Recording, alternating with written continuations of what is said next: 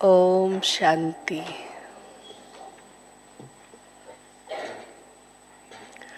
ओम शांति। ओम शांति। फिर से सभी दिल अंदर कहेंगे, मीठे बाबा। മനസ്സിൻ്റെ ഉള്ളിൽ നിങ്ങൾ പറയുക, മധുരമായ ബാബ. प्यारे बाबा। ഹിന്ദിയിലേ പറഞ്ഞോളൂ. പ്യാരേ ബാബ, मेरे बाबा, മേരേ ബാബ. मेरे शिव बाबा, എൻ്റെ ശിവ് ബാബ, मेरे भोले बाबा। എൻ്റെ ഭോലെ ബാബ, നിഷ്കളങ്കനായ ബാബ. बाबा ബാബ शुक्रिया बाबा, ശുക്രിയ, നന്ദി ബാബ, शुक्रिया बाबा, നന്ദി ബാബ. दिल से शुक्रिया, ദിൽ സെ, ഹൃദയത്തോടു കൂടി നന്ദി. दिल से शुक्रिया। तो बाबा को दिल से बहुत बहुत शुक्रिया देते हुए आज एक नई चीज़ शुरू करेंगे, कर्म की ये सुंदर फिलॉसफी। ഹൃദയത്തോടു കൂടി ബാബയ്ക്ക് നന്ദി പറഞ്ഞുകൊണ്ട് ഇന്നത്തെ ഒരു പുതിയ കാര്യം നമുക്ക് ആരംഭിക്കാം. കർമ്മ ഫിലോസഫിയെക്കുറിച്ച്. कोई भी एक जीवन ले लें, बिना प्रॉब्लम्स के कोई भी लाइफ अच्छा नहीं बनता है। ज़रूर ऑब्स्टिकल्स आते हैं, प्रॉब्लम्स आती हैं, चैलेंजेस आते हैं, फिर जाकर के आप देखो आप आगे बढ़ते हैं। ജീവിതത്തിൽ ഏതൊരു കാര്യം എടുത്താലും പല രീതിയിൽ ഓരോ ഘട്ടങ്ങളിലും പല രീതിയിലുള്ള പ്രശ്നങ്ങൾ വന്നുകൊണ്ടേയിരിക്കും. അതിനെ തരണം ചെയ്തുകൊണ്ടേയിരിക്കണം. एक बहुत प्यारा सा बाबा का आजकल एक गीत निकला है, झरनों से संगीत है झरता, पत्थर के टकराने से तूफान भी तोहफा बन जाता, तुमको मीत बनाने से प्रभु, तुमको मीत बनाने से। झरना होता है ना, उसमें झरझर की आवाज़ आती है। हाँ, क्यों आती है? जब वो पत्थर से पानी टकराता है तो मधुर संगीत होता है, अच्छा लगता है सुनने को। वैसे ही जीवन में जितने भी बड़े तूफान आए वो सब तूफान सुंदर तोहफे बन जाते हैं। कब? जब भगवान को मीत बनाते हैं, अपना साथी बनाते हैं, तो हर तूफान तोहफा बन जाता है, हर चैलेंज एक गिफ्ट बन जाता है। അതായത് അരുവികൾ ഒഴുകി വരുമ്പോൾ അതൊരു സംഗീതമായി മാറുന്നു. എപ്പോൾ അത് ആ വെള്ളം കല്ലോട് കൂട്ടി മുട്ടുമ്പോൾ ആ ശബ്ദം സംഗീതമായി മാറുന്നു. എന്നാൽ എപ്പോഴാണ് നമ്മുടെ ജീവിതത്തിൽ വരുന്ന ഓരോ പ്രശ്നങ്ങളും അതൊരു ഗിഫ്റ്റായി മാറുന്നത്, നമുക്കൊരു സമ്മാനമായി മാറുന്നത് എപ്പോഴാണ്? ബാബയെ എൻ്റെ കൂട്ടുകാരനാക്കി മാറ്റുമ്പോൾ എത്ര വലിയ കൊടുങ്കാറ്റും നമ്മുടെ ജീവിതത്തിൽ ഒരു സമ്മാനമായി മാറും. सुना? इसलिए जीवन में जब कोई बात आती है, दुख की, प्रॉब्लम्स की, चैलेंजेस की, थ्रेटन्स की, जब इतनी बड़ी बड़ी बातें आती है तो उसका कारण क्या होता है? क्यों ये बातें आती है? അതുപോലെ നമ്മുടെ ജീവിതത്തിൽ അനേക രീതിയിലുള്ള പ്രശ്നങ്ങൾ വരും. പല പ്രയാസങ്ങളുണ്ടാകും, സങ്കടകരമായ ഘട്ടങ്ങൾ ഉണ്ടായിരിക്കാം, അതോ ചില വെല്ലുവിളികൾ സ്വീകരിക്കേണ്ടതായി വരാം. അപ്പം ഇതൊക്കെ എന്ത് കാരണം കൊണ്ടാണ് നമ്മുടെ ജീവിതത്തിൽ നമ്മൾ നേരിടേണ്ടതായിട്ട് വരാറുള്ളത്? साधारण भाषा में हम कहते हैं पूर्व जन्म के कर्मों का हिसाब किताब है। देखो बेचारे ने क्या कर्म किया था, आज उसके साथ ये हो रहा है, ऐसा सोचते हैं ना? സാധാരണ ജീവിതത്തിൽ അതോ സാധാരണ ഭാഷയിൽ നമ്മൾ പെട്ടെന്ന് പറയാറുണ്ട്, എന്ത് കർമ്മമാണോ അയാൾ പൂർവ്വജന്മത്തിൽ ചെയ്തത്, ഇങ്ങനെ ഒരു ദുരനുഭവങ്ങൾ അവർക്കുണ്ടാകാൻ വേണ്ടിയിട്ട്, അങ്ങനെയല്ല സാധാരണ ഭാഷ നമ്മൾ പറയാറുള്ളത്. लेकिन मैं ऐसा नहीं मानती हूँ। बाबा के बच्चे जो दिल से बाबा को बाबा कहते हैं वो ऐसा नहीं मानते हैं कि पिछले जन्मों के कर्मों का हिसाब किताब हमारे पास अभी आया है, क्या करें? ऐसा नहीं होता है. ദീദി പറയാണ്, ഞാനൊരിക്കലും അത് അംഗീകരിക്കില്ല. ബാബയെ പൂർണ്ണമായും നിശ്ചയമുള്ളവർ, ഹൃദയത്തോട് ചേർത്ത് പിടിക്കുന്ന കുട്ടികൾ, പൂർവ്വജന്മത്തിൻ്റെ കർമ്മത്തിൻ്റെ ഫലമാണ് ഇന്ന് ഞാൻ അനുഭവിക്കുന്നതെന്ന് ഒരിക്കലും അങ്ങനെ അംഗീകരിക്കില്ല, അങ്ങനെ പറയുകയില്ല. कहानी सुनाती हूँ, फिर इसको एनालाइज करेंगे. वैसे तो सबने पुरानों ने तो सुनी हुई होगी, फिर भी दोबारा सुनाती हूँ कहानी। हाँ, അപ്പോൾ ഇതിൻ്റെ ഒരു ക്ലാരിഫിക്കേഷന് വേണ്ടി ഒരു കഥയുടെ ആധാരത്തിൽ ദീദി പറഞ്ഞ് മനസ്സിലാക്കി തരാമെന്ന്. പഴയവർ ഈ കഥ കേട്ടവരുണ്ടായിരിക്കും, എന്നാലും ആ ഒരു കർമ്മം എങ്ങനെയാണ് നമ്മളെ ബാധിക്കുന്നത് എന്നതിനെ കുറിച്ചുള്ള കഥ കേൾപ്പിക്കാം. आज मंदिर में मूर्ति प्रतिष्ठा दिवस था। सुबह से हजारों श्रद्धालु आके मूर्ति का दर्शन कर रहे हैं, उसकी पूजा कर रहे हैं, नैवेद्य से उसका सब वंदना अर्चना कर रहे हैं। और ये क्रम अमृत वेले से रात को 11 बजे तक चलता रहा. അതായത് ഒരു അമ്പലത്തിലെ മൂർത്തി പ്രതിഷ്ഠാ ദിനമാണെന്ന് കരുതിക്കോളിന്ന്. അപ്പോൾ അനേക ഭക്തർ വരും, അതിനുവേണ്ടി പൂജാകർമ്മങ്ങളും കാര്യങ്ങളൊക്കെ ചെയ്തുകൊണ്ടിരിക്കും. ഇത് തുടങ്ങിയത് അമൃത് വേള 3 മണി മുതൽ വൈകുന്നേരം 11 മണി വരെയാണ് ഇതിൻ്റെ തുടർച്ച കർമ്മങ്ങൾ നടന്നുകൊണ്ടിരുന്നത്.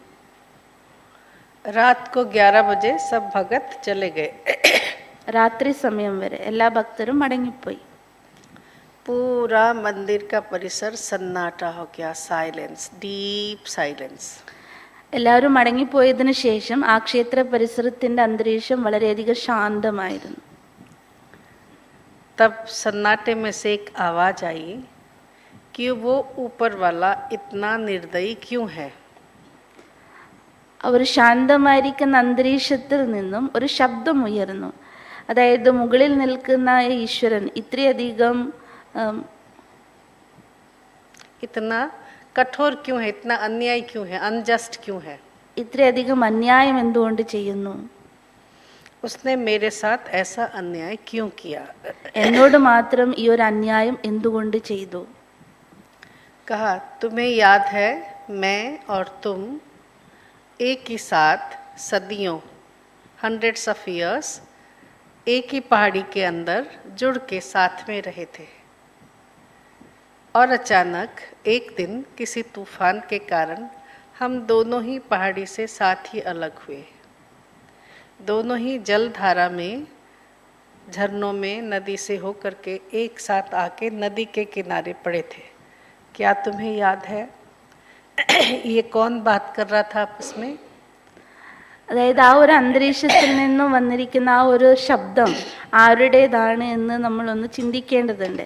അതായത് ശബ്ദം ഇതായിരുന്നു, നിനക്ക് ഓർമ്മയുണ്ടോ എന്നറിയില്ല, ഞങ്ങൾ രണ്ടുപേരും ഒരു പർവ്വതത്തിൽ ഒരുമിച്ചായിരുന്നു. ശേഷം നമ്മൾ വെള്ളത്തിൻ്റെ ഒഴുക്കിൽപ്പെട്ട് ഒഴുകി ഒഴുകി ഒഴുകി അതിനോടൊപ്പം ഒഴുകി നദിയുടെ തീരത്ത് എത്തിച്ചേർന്നു. അപ്പോൾ നിനക്ക് ഓർമ്മയുണ്ടോ അത്? അപ്പോൾ ഇത് ആരാണ് പറയുന്നതെന്ന് നിങ്ങൾക്ക് തോന്നുന്നുണ്ടോ?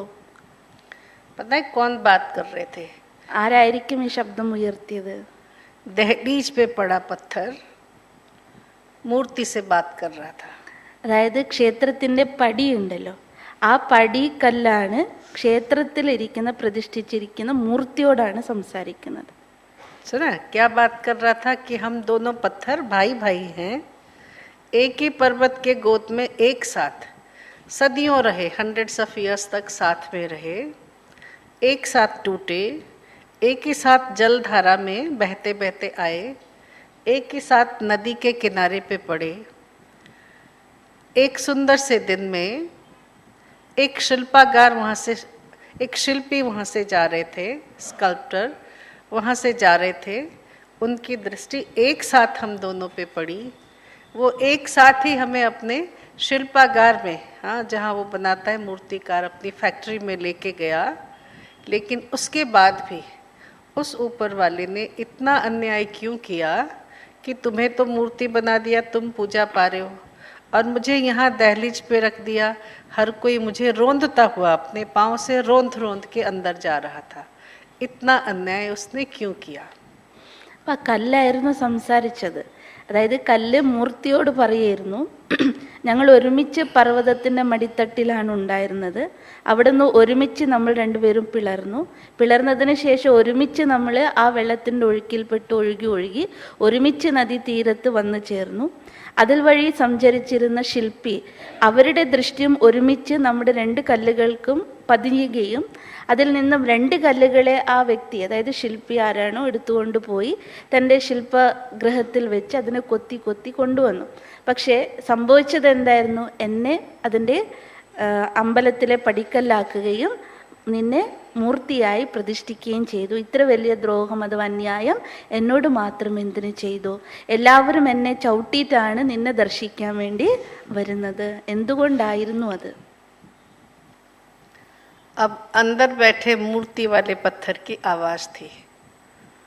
उसने कहा, भाई तुमने ये जो कहानी सुनाई वो बिल्कुल सत्य है, 100% ट्रू है, लेकिन कंप्लीट नहीं है.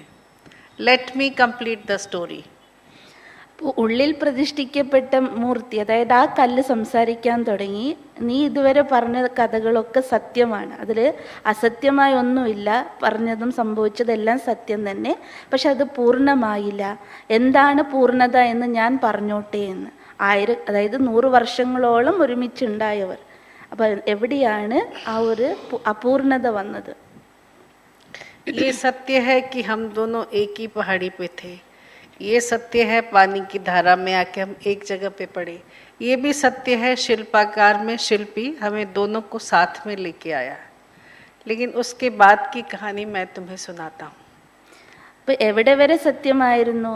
പർവ്വതത്തിൽ ജനിച്ച് നമ്മൾ ഒഴുകി നദീതീരത്തെത്തി അവരെടുത്തുകൊണ്ടുപോയി ശില്പഗൃഹത്തിൽ വെച്ച് കൊത്തുന്നത് വരെയുള്ള കഥയൊക്കെ ഓക്കെയാണ്, അത് സത്യമാണ്. उसके बाद शिल्पी ने पहले तुम्हें उठाया. सबसे पहला चांस तुम्हें मिला. അതിനുശേഷം സംഭവിച്ചത് എന്താ? കൊത്താൻ വേണ്ടി, മൂർത്തിയാക്കം കൊത്താൻ വേണ്ടി ആദ്യം തിരഞ്ഞെടുത്തത് നിന്നെ തന്നെ ആയിരുന്നില്ലേ? लेकिन जैसे ही उसने छैनी हथौड़े से तुम्हें पीटना शुरू किया, तुमने आह ऊह किया और टूट टाट गए. അവർ ശില്പി ആ ഒരു തൻ്റെ ആയുധം എടുത്ത് അതിനെ കൊത്താൻ തുടങ്ങിയപ്പോൾ, മൂർത്തിയാക്കാൻ കൊത്താൻ തുടങ്ങിയപ്പോൾ തന്നെ ഈ കല്ല് വേദന കൊണ്ട് എല്ലാം ആ ഒരു ശബ്ദം മുഴുക്കാൻ തുടങ്ങി. मैं नहीं सह सकता हूँ, मैं नहीं सह सकता हूँ. शिल्पी ने तुम्हें अलग रख दिया. അപ്പോൾ എനിക്ക് ഇതൊന്നും സഹിക്കാൻ വയ്യേ വയ്യേ വയ്യേ എന്ന് പറഞ്ഞപ്പോൾ ഉടനെ ശില്പി എന്ത് ചെയ്തു? അതിനെടുത്ത് മാറ്റി ഒരു വശത്ത് വെച്ചു. लेकिन मेरे भाई उसके बाद मेरी बारी आई. അപ്പം കല്ല് പറഞ്ഞു, നോക്ക് സഹോദര, ഫസ്റ്റ് ചാൻസ് നിനക്ക് തന്നു, സെക്കൻഡ് ചാൻസ് ആയിരുന്നു എൻ്റേത്. फिर 6 महीने तक शिल्पी रोज मुझे छैनी हथौड़े से ठोकता रहा, कभी इधर से कभी उधर से मारता रहा, लेकिन मैंने उफ तक नहीं किया. അതിനുശേഷം 6 മാസത്തോളം, ഒരു മൂർത്തിയാകാൻ 6 മാസത്തോളം ഈ ശില്പി തൻ്റെ ആയുധം കൊണ്ട് കൊത്തിക്കൊണ്ടേയിരുന്നു, ഓരോ ഭാഗങ്ങളായിട്ട് കൊത്തിക്കൊണ്ടേയിരുന്നു. എന്നാൽ ഒരു ശബ്ദം പോലും പറഞ്ഞിരുന്നില്ല. ആ ഊ എന്നുള്ള ശബ്ദമൊന്നും ഞാൻ ഉരിയാടിയിരുന്നില്ല. तब जाके मैं यहाँ तक पहुँचा हूँ.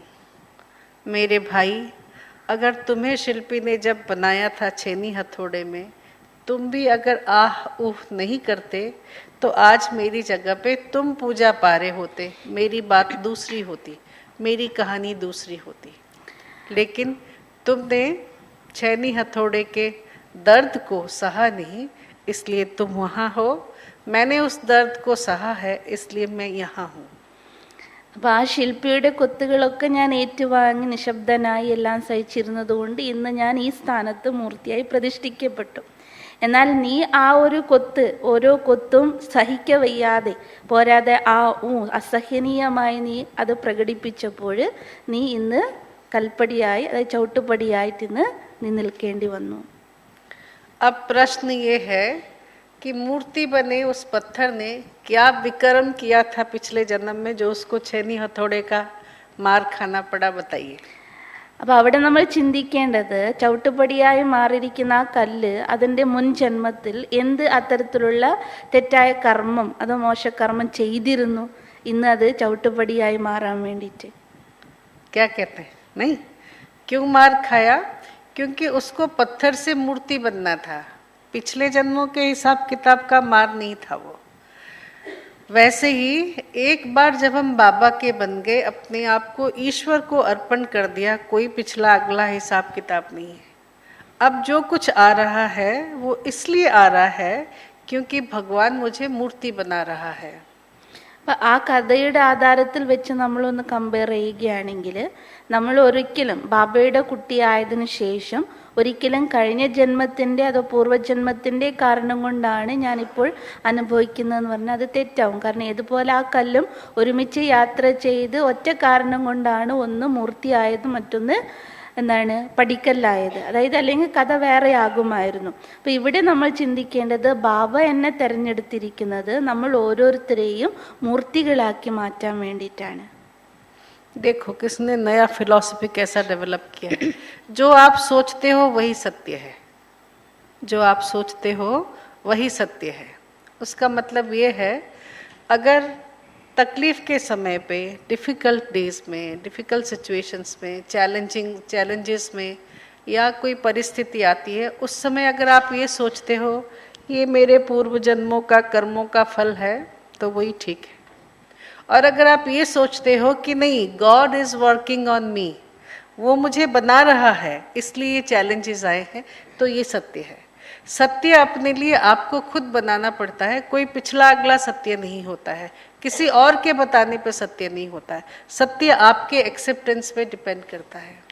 നമ്മൾ ഏത് രീതിയിൽ നമ്മൾ സ്വീകരിക്കുന്നു അത് സത്യമായി മാറുകയാണ്. ഇപ്പോൾ ദീദി പറയുകയാണ്, നിങ്ങൾ എന്ത് ചിന്തിക്കുന്നു സങ്കല്പിക്കുന്നു ഇപ്പോഴത് അതും സത്യമാണ്. കാരണം നമ്മുടെ ജീവിതത്തിലും പല കഠിനമായിരിക്കുന്ന പ്രശ്നങ്ങൾ സാഹചര്യങ്ങളൊക്കെ വരുമ്പോൾ, ജീവിത വെല്ലുവിളികൾ നമ്മൾ നേരിടേണ്ടതായിട്ട് വരുമ്പോൾ പലപ്പോഴും നമ്മൾ പറയാറില്ല എന്തൊരു വിധിയാണ്, ഏത് ജന്മത്തിൻ്റെ കർമ്മമാണോ ഞാൻ ഇത് അനുഭവിക്കേണ്ടത്. അങ്ങനെ നിസ്സാരമായിട്ട് നമ്മളത് ആ ഒരു കാരണം പറഞ്ഞ് നമ്മൾ ഇതാവും. അതേ സമയത്ത് ഞാൻ ചിന്തിക്കുകയാണ്, ഇല്ല, ബാബ എന്നെ തിരഞ്ഞെടുത്തിരിക്കുകയാണ്, ബാബ എന്നെ മൂർത്തിയാക്കി മാറ്റുകയാണ്. അപ്പോൾ ഈ എല്ലാ രീതിയിലുള്ള പ്രശ്നങ്ങളും സാഹചര്യങ്ങളും ഇതൊക്കെ നമ്മൾ വെല്ലുവിളികൾ നേരിടേണ്ടതായി തന്നെ വരും. എന്തിന്? മൂർത്തിയാകാൻ വേണ്ടി. അപ്പോൾ ഇതും സത്യമാണ്. അപ്പോൾ ദീദി പറയണത്, നമ്മുടെ ജീവിതത്തിൽ ഞാൻ എന്ത് ചിന്തിക്കുന്നു, അത് ഞാൻ ഏത് രീതിയിൽ സ്വീകരിക്കുന്നു, അത് എൻ്റെ ജീവിതത്തിൽ സത്യമായിട്ട് മാറും. ठीक है ना? तो ये निर्भर करता है आपकी सोच पे कि आप किसी भी परिस्थिति को अपने पिछले जन्मों के कर्मों का हिसाब किताब समझते हैं, या ये समझते हैं कि हाँ, ये इससे मैं बन रहा हूँ, भगवान मुझे बना रहा है, God is working on me, वो मुझे देवता बना रहा है। तो कभी नाक को शेप देगा, कभी कान बनाएगा, कभी आंखें बनाएगा, ठीक है कि नहीं? जो वो कर रहा है वो मुझे एक्सेप्टेड है। ड्रामा कल्याणकारी है, क्योंकि इस ड्रामा का डायरेक्टर मेरे पिता हैं, तो इसलिए उन्होंने इस ड्रामा में मेरा रोल बड़ा परफेक्ट बनाया हुआ है, अच्छे से अच्छा बनाया हुआ है। അതുകൊണ്ട് നമ്മൾ ചിന്തിക്കുന്നതിൻ്റെ ആധാരത്തിലായിരിക്കും ഇതുണ്ടാവും. ഒന്നില്ലെങ്കിൽ നമ്മൾ ചിന്തിക്കാം എൻ്റെ പൂർവ്വകർമ്മത്തിൻ്റെ ഫലമാണ് ഇന്ന് ഞാൻ അനുഭവിക്കുന്നത് എന്നുള്ള തലക്കടിച്ച് നമുക്ക് ആ ഒരു സങ്കടപ്പെടാം. അല്ലെങ്കിൽ ഇല്ല, ബാബ എന്നെ മൂർത്തിയാക്കി മാറ്റുകയാണ്, ഡ്രാമ കല്യാണക്കാരി എന്ന് ബാബ പറഞ്ഞിട്ടുണ്ട് എങ്കിൽ ബാബ നമ്മളെ പെർഫെക്റ്റ് ആക്കി മാറ്റുകയാണ്. അപ്പോൾ ചിലപ്പോൾ കണ്ണൊക്കെ നല്ല രീതിയിൽ ഷേപ്പ് ചെയ്യേണ്ടതായിട്ട് വരും, ചിലപ്പോൾ മൂക്കായിരിക്കാം, ചിലപ്പോൾ കാതായിരിക്കാം. അപ്പോൾ ഏതെങ്കിലും പ്രകാരത്തിലുള്ള പ്രശ്നങ്ങൾ വരുന്നു എങ്കിൽ അതെന്നെ പെർഫെക്റ്റ് ആക്കി മാറ്റാനാണ് എന്ന രീതിയിലും നമുക്കതിനെ സ്വീകരിക്കാം. सुना? और ये छैनी हथौड़ा फिर क्या है? बाबा क्या ऐसे ऐसे पीट के बनाता है हमको? तो ये छैनी और हथौड़ा क्या है? അപ്പം ഈ ചുറ്റിക ഉണ്ടല്ലോ, ശില്പകാരൻ്റെ കയ്യിൽ എപ്പോഴും എന്തുണ്ടോ, ഉളിയും ചുറ്റിക ഉണ്ടാവില്ല. അപ്പം അത് എന്തായിരിക്കും ഇവിടെ? बाबा की श्रीमत ये छैनी और हथौड़े हैं. അപ്പോൾ ബാബയുടെ ശ്രീമതമാണ് ഈ ഉളിയും ചുറ്റിക എന്ന്. അവരുടെ ആയുധങ്ങളുണ്ടല്ലോ, അത് ഉളിയും ചുറ്റി എന്ന് പറഞ്ഞാൽ ബാബയുടെ ശ്രീമതം. ठीक है? और उसमें बैलेंस जो है वो ब्लेसिंग्स हैं. बाबा ऐसे बोलते हैं ना, जो बैलेंस में चलते हैं बच्चे वो ऑटोमेटिकली ब्लिसफुल बन जाते हैं. बाबा की ब्लेसिंग्स उनके साथ होती है. ഇപ്പോൾ ബാലൻസ് എന്ന് പറയുമ്പോൾ ശ്രീമതത്തിൻ്റെ ബാലൻസിൽ നമ്മൾ ബ്ലെസ്സിങ്സിൻ്റെ ബാലൻസ് ഉണ്ടാകുമ്പോൾ ഓട്ടോമാറ്റിക് നമ്മളുടെ ബ്ലെസ്സിങ്സ് വരികയും ആ തരത്തിലുള്ള കുട്ടികൾ ആനന്ദത്തിൽ ഇരിക്കുകയും ചെയ്യും. हमें उस बैलेंस और ब्लेसिंग के इक्वेशन को अच्छी तरह से समझना होगा. आपने कभी किसी कुम्हार को देखा है जो मटके बनाता है ना, मिट्टी से जो मटका बनाता है कुम्हार, उसको मटका बनाते देखा है? कैसे बनाता है वो? മൺകുട ഉണ്ടാക്കുന്ന വ്യക്തിയെ കണ്ടിട്ടുണ്ടാവില്ല, എങ്ങനെയാണ് മണ്ണിൻ്റെ കുട ഉണ്ടാക്കുക. അതായത് ബാലൻസ് ഓഫ് ബ്ലെസ്സിങ്, ഇങ്ങനെയാണ് ആശീർവാദം നമ്മുടെ ജീവിതത്തിൽ ആധാരമായി മാറുന്നത് എന്നുള്ളത്. पहिए पे मिट्टी डाला हुआ था, उसको शेप देता है अपनी उंगली से. जब वो बन के तैयार होता है उसको मजबूत करता है। कैसे मजबूत करता है? पीटता है उसको ऐसे ऐसे। आपको लगेगा ये कच्ची मिट्टी को इतनी जोर जोर से पीट रहा है, ये टूट जाएगा, पिचक जाएगा, क्या होगा, लेकिन कभी ऐसा नहीं होता है। मिट्टी उससे मजबूत होता है। क्यों होता है पता है? कैसे होता है? वो अंदर से उसका हाथ होता है, एक नरम सा हाथ, हाँ, उस मटकी के अंदर होता है और ये ऊपर से उसको पीटता है, ठीक है। तो पचक नहीं जाता है क्योंकि सब जो मार है उसको सहन करने वाला हाथ अंदर होता है।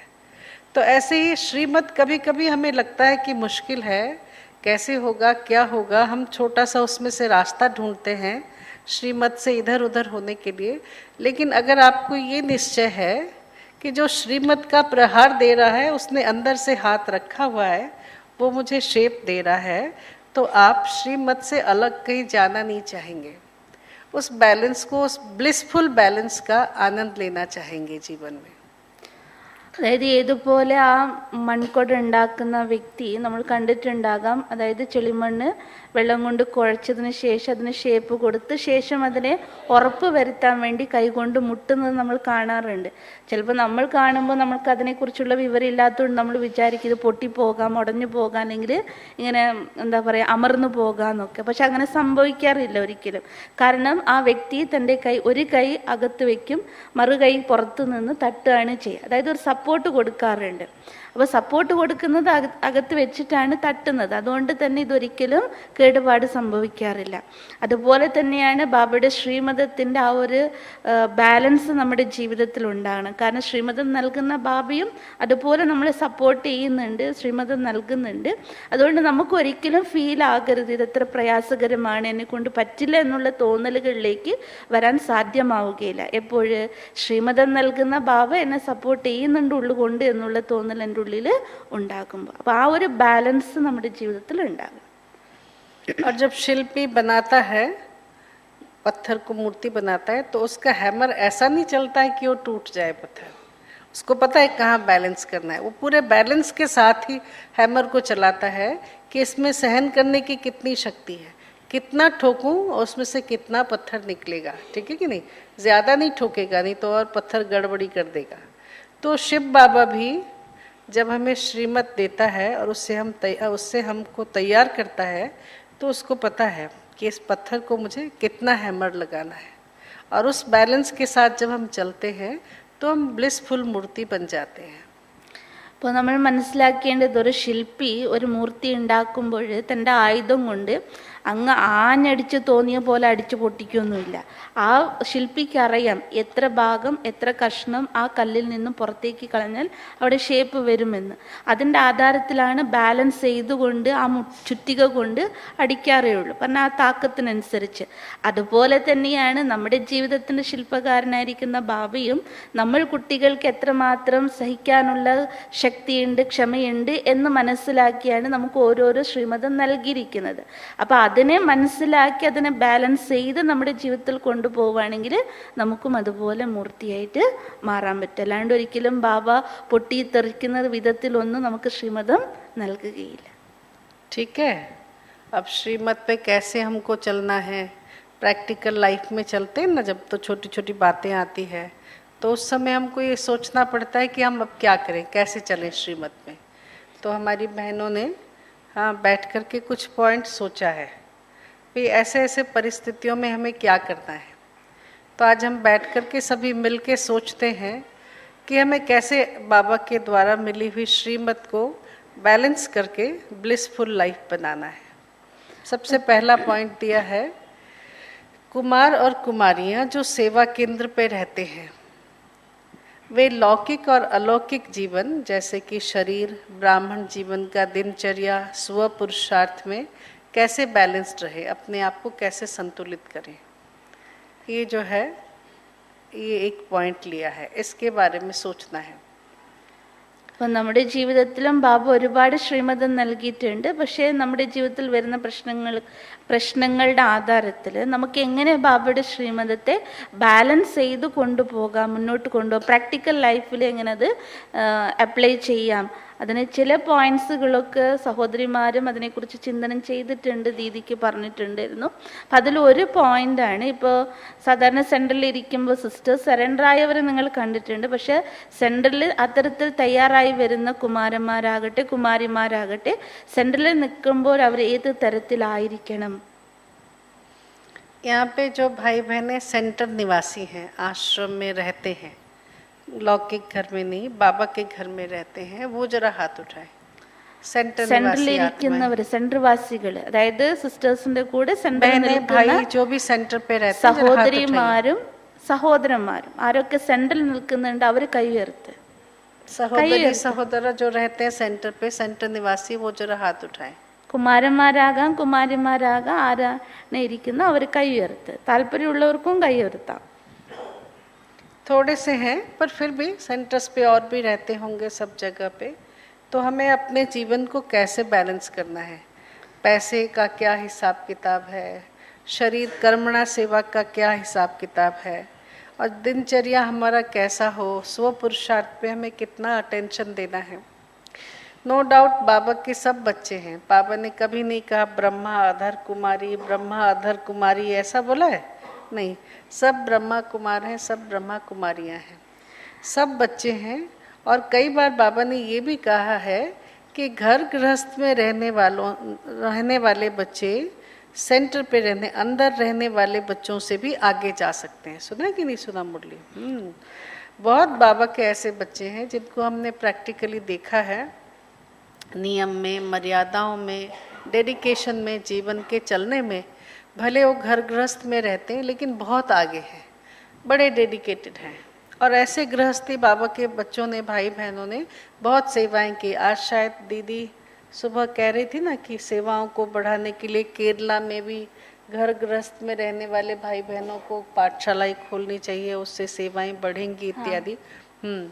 तो हमने ऐसे कईयों को देखा है जिन्होंने गृहस्थी भाई बहनों ने अपना बहुत बड़ा सेवा शुरू किया. एक अच्छा सा उदाहरण कई हैं, जिसमें से एक हैदराबाद की कुलदीप दीदी का परिवार है. उनके पापा भी आर्मी में थे और प्रीतम बहन जी उनकी मतलब माता जी जो हैं, और ये भाई बहनें, इनका भी 5 जनों का परिवार था. और वो लोग हैदराबाद में आके सेटल हुए हैं, पंजाबी फैमिली लेकिन आर्मी वाले थे, और यहाँ आके सेटल हुए, घर में सेवा शुरू किया. और आज देखो कितनी बड़ी सेवा है कि नहीं, बहुत बड़ी सेवा है. प्रीतम बहन जी बहुत ही डेडिकेटेड, भले माता जी थी लेकिन बहुत बहुत ही डेडिकेटेड, अच्छी समझदारी से उन्होंने सेवाएं की. कुलदीप दीदी को भी बनाने में उनका ही हाथ है, और सेवा कहाँ तक बढ़ गई है. तो लौकिक घर में रहने वालों ने, कईयों ने बहुत सेवा किया है. बहुत सारे जोन इंचार्ज भी हमारी माताएं बनी हैं. सब जोन इंचार्ज जो है, कमलेश दीदी हमारी माता है, राज दीदी जिसने नेपाल की सारी सेवा की वो माता है. एक्चुअली पहले राजस्थान जोन की इंचार्ज निर्मला दीदी हुआ करती थी जयपुर में, जो अभी पूनम दीदी है ना उनकी माता जी, वो भी माता थी, उन्होंने बहुत सेवा की. ऐसे कई दीदियां हैं जो माताएं हैं. घर गृहस्थ में है 2, 3, 4 का परिवार, सबके सब समर्पित हो गए. बच्चों को हॉस्टल में डाल दिया और दोनों लग गए सेवा में. जब बच्चे बड़े हुए फिर आके सेवाओं में लगे. तो ऐसे अनेक एग्जाम्पल है जो घर गृहस्थ में रहने वाले बच्चे बाबा के समर्पित बच्चों से भी उन्होंने ज़्यादा सेवाएं की, हड्डियाँ दी. हाँ, कई ऐसे बच्चे भी देखा जिन्होंने अपने पेट में से भी बचा के बाबा के यज्ञ को दिया है. हम थोड़ा कम खा लेंगे, थोड़ा कम पहन लेंगे, लेकिन बाबा के घर में करेंगे.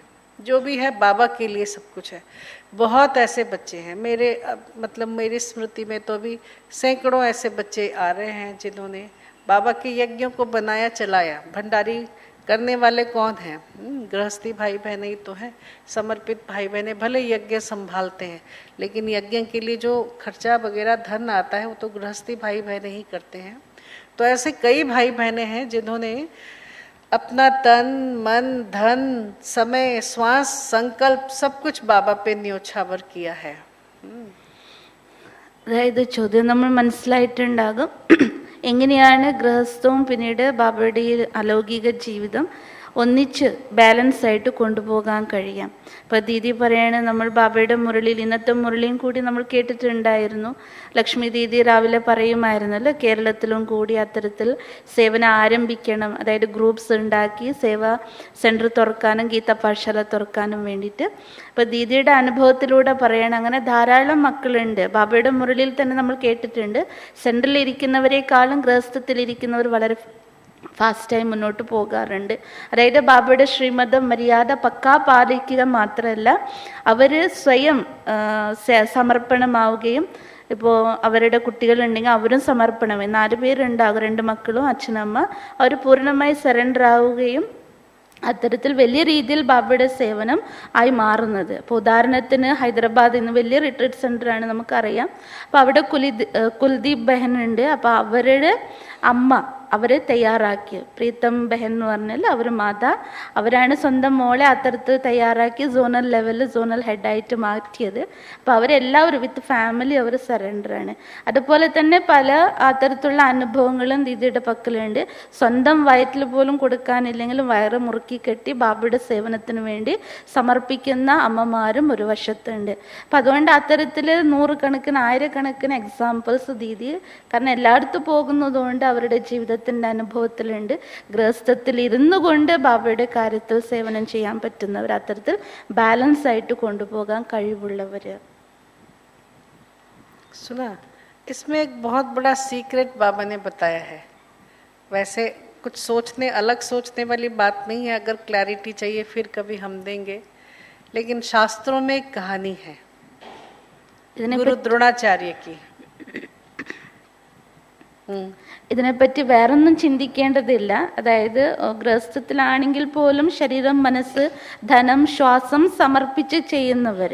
അപ്പോൾ അതിനെപ്പറ്റി നിങ്ങൾ വേറെ അർത്ഥത്തിലൊന്നും എടുക്കേണ്ട ആവശ്യമില്ല. ദീദി പറയുകയാണ്, എന്തെങ്കിലും ക്ലാരിഫിക്കേഷൻ വേണമെങ്കിൽ ദീദിയോട് തന്നെ ഡയറക്റ്റ് ചോദിക്കാം. കൂടാതെ ഇതിൻ്റെ ഒരു കഥ ശാസ്ത്രത്തിലും കൂടി പറയുന്നതുണ്ട് गुरु द्रोणाचार्य कुरिच. गुरु द्रोणाचार्य का सबसे एबल और सबसे लाडला स्टूडेंट कौन था? अर्जुन. ये जानते हैं ना हम शास्त्रों के अनुसार. लेकिन अर्जुन से भी योग्य एक और शिष्य था. पता है कौन था वो? ദ്രോണാചാര്യന്റെ പ്രിയനായിരിക്കുന്ന ശിഷ്യൻ അർജുനനാണെന്ന് നമുക്കറിയാം. പക്ഷെ അർജുനനേക്കാളും പ്രിയനായ ഒരു സമർത്ഥനായിരിക്കുന്ന ശിഷ്യൻ ഉണ്ടായിരുന്നു. അതാരാണെന്ന് നമുക്കറിയാം. एकलव्य था. गुरु द्रोणाचार्य ने उससे अंगूठा ही मांग लिया. सोचो, एकलव्य से अंगूठा दान में मांग लिया और उसने हंसते हंसते दे दिया अंगूठा दान में. അപ്പോൾ ദ്രോണാചാര്യൻ ആ സമർത്ഥനായിരിക്കുന്ന ഏകലവ്യനെ തിരിച്ചറിഞ്ഞപ്പോൾ ഗുരുവിൻ്റെ ദക്ഷിണയായി സ്വീകരിച്ചത് അവരുടെ ആ തള്ളവിരലായിരുന്നു. അപ്പോൾ സന്തോഷത്തോടെ കൊടുക്കുകയും ചെയ്തു. जब ये कहानी सुना था बचपन में, छोटेपन में, तो मन में थोड़ा सा अच्छा नहीं लगता था. ये क्या है, क्यों ऐसी कहानी लिखी गई है? तो इस कहानी का मतलब ये है, कोई इसमें डिस्पैरिटी नहीं है, लेकिन बात सच्चाई ये है कि समर्पित बच्चे ही विश्व महाराजन महारानी बन सकते हैं. गृहस्थ में रहने वाले बच्चे बहुत ऊंचे जा सकते हैं, दरबार में पास में भी बैठ सकते हैं, लेकिन वो राजन नहीं बन सकते हैं. रॉयल फैमिली के अंदर नहीं रहेंगे. राजप्रासाद जो होगा, रॉयल फैमिली जो होगा, उसके अंदर घर गृहस्थ में रहने वाले बच्चे नहीं रह सकते, समर्पित बच्चे ही रहेंगे. ये एक बहुत बड़ा सीक्रेट है बाबा के इस ट्रांसफॉर्मेशन के चक्र में. जो भी आप कहें, ये जो अभी संगम युग चल रहा है, उसका एक बहुत बड़ा सीक्रेट है कि केवल समर्पित बच्चे जो यज्ञ में टोटली समर्पित हैं, वही विश्व राजन महाराजा महारानी बन सकते हैं. गृहस्थ में रहने वाले बच्चे सब कुछ न्योछावर करने के बाद अगर उनमें गृहस्थी का ही टाइटल है, संपूर्ण समर्पित नहीं है, तो उनको विश्व महाराजन का टाइटल, विश्व महाराजन की पदवी नहीं मिल सकती है.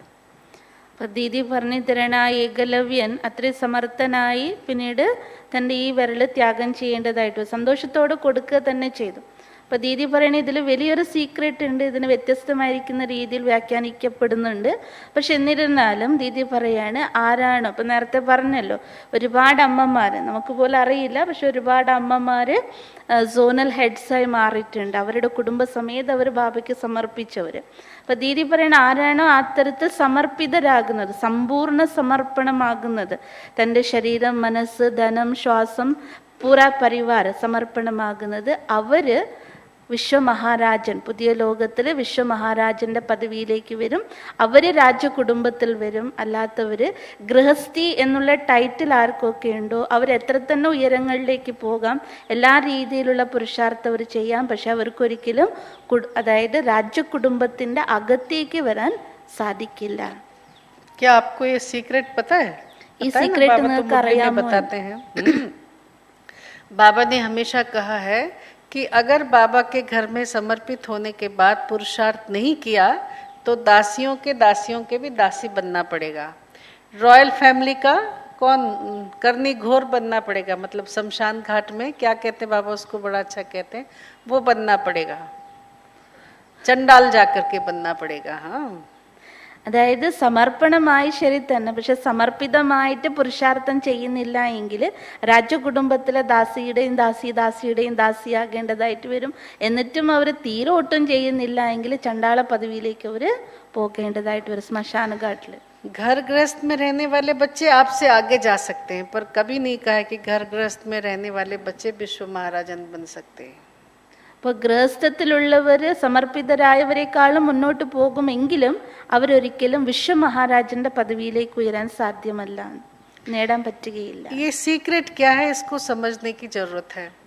बहुत बार ऐसा होता है कि ऐसी क्या बात है, समर्पित बहनों में खाते पीते हैं बाबा के घर का, और देखो कितने अच्छी तरह से रहते हैं, रॉयल्टी में रहते हैं, हम तो बेचारे मेहनत करते हैं और जीवन सारा भी तो हमने बाबा को दिया है, तो हमें क्यों नहीं बैच मिलता है, हमें क्यों नहीं आई कार्ड मिलता है, हमें क्यों नहीं समर्पित होने का स्टेटस मिलता है। ऐसी क्या चीज़ है इन बहनों में जो ये आकर के बिल्कुल सिंपल है, कोई पढ़ी लिखी भी नहीं है, कई बहनें बिल्कुल भी नहीं पढ़ी लिखी हैं, कोई बैकग्राउंड भी इतना कोई स्ट्रांग नहीं है कि कोई बहुत बड़े पिता की बेटी है कि क्या है, ऐसा भी नहीं है, लेकिन उनको क्यों इतना ऊंचा देखा जाता है जबकि हमको क्यों नहीं देखा जाता है। कभी कभी मन में किसी आत्मा को ऐसा संकल्प आता भी है, तो हमें भी उतना ही स्टेटस मिलना चाहिए जितना समर्पित बहनों को स्टेटस मिलता है। ഇപ്പോൾ പലരുടെ മനസ്സിൽ അങ്ങനെയുള്ള സങ്കല്പങ്ങൾ ഉണ്ടായിട്ടുണ്ടാകാം. അഥവാ അതായത് നമുക്ക് എന്തുകൊണ്ട് ബ്രഹ്മകുമാരിമാർ സമർപ്പിതരായ രീതിയിൽ അവർക്ക് കിട്ടുന്നത്ര പദവി, അവർക്ക് കിട്ടുന്നത്ര ആ ഒരു ബഹുമാനം എന്തുകൊണ്ട് നമുക്ക് ആ ഒരു സ്റ്റാറ്റസ് ആരും തരുന്നില്ല, എന്തുകൊണ്ട് നമുക്കത് കിട്ടിക്കൂടാ? കാരണം നമ്മളും അതുപോലെ തന്നെ ബാബയുടെ എല്ലാ നിയമങ്ങളും മര്യാദകളും ശ്രീമതെല്ലാം പാലിക്കുന്നുണ്ട്. അപ്പം നമ്മളെക്കാളും വ്യത്യസ്തമായിട്ട് എന്താണ് അത്തരത്തിലുള്ള സഹോദരിമാരിലുള്ളത്?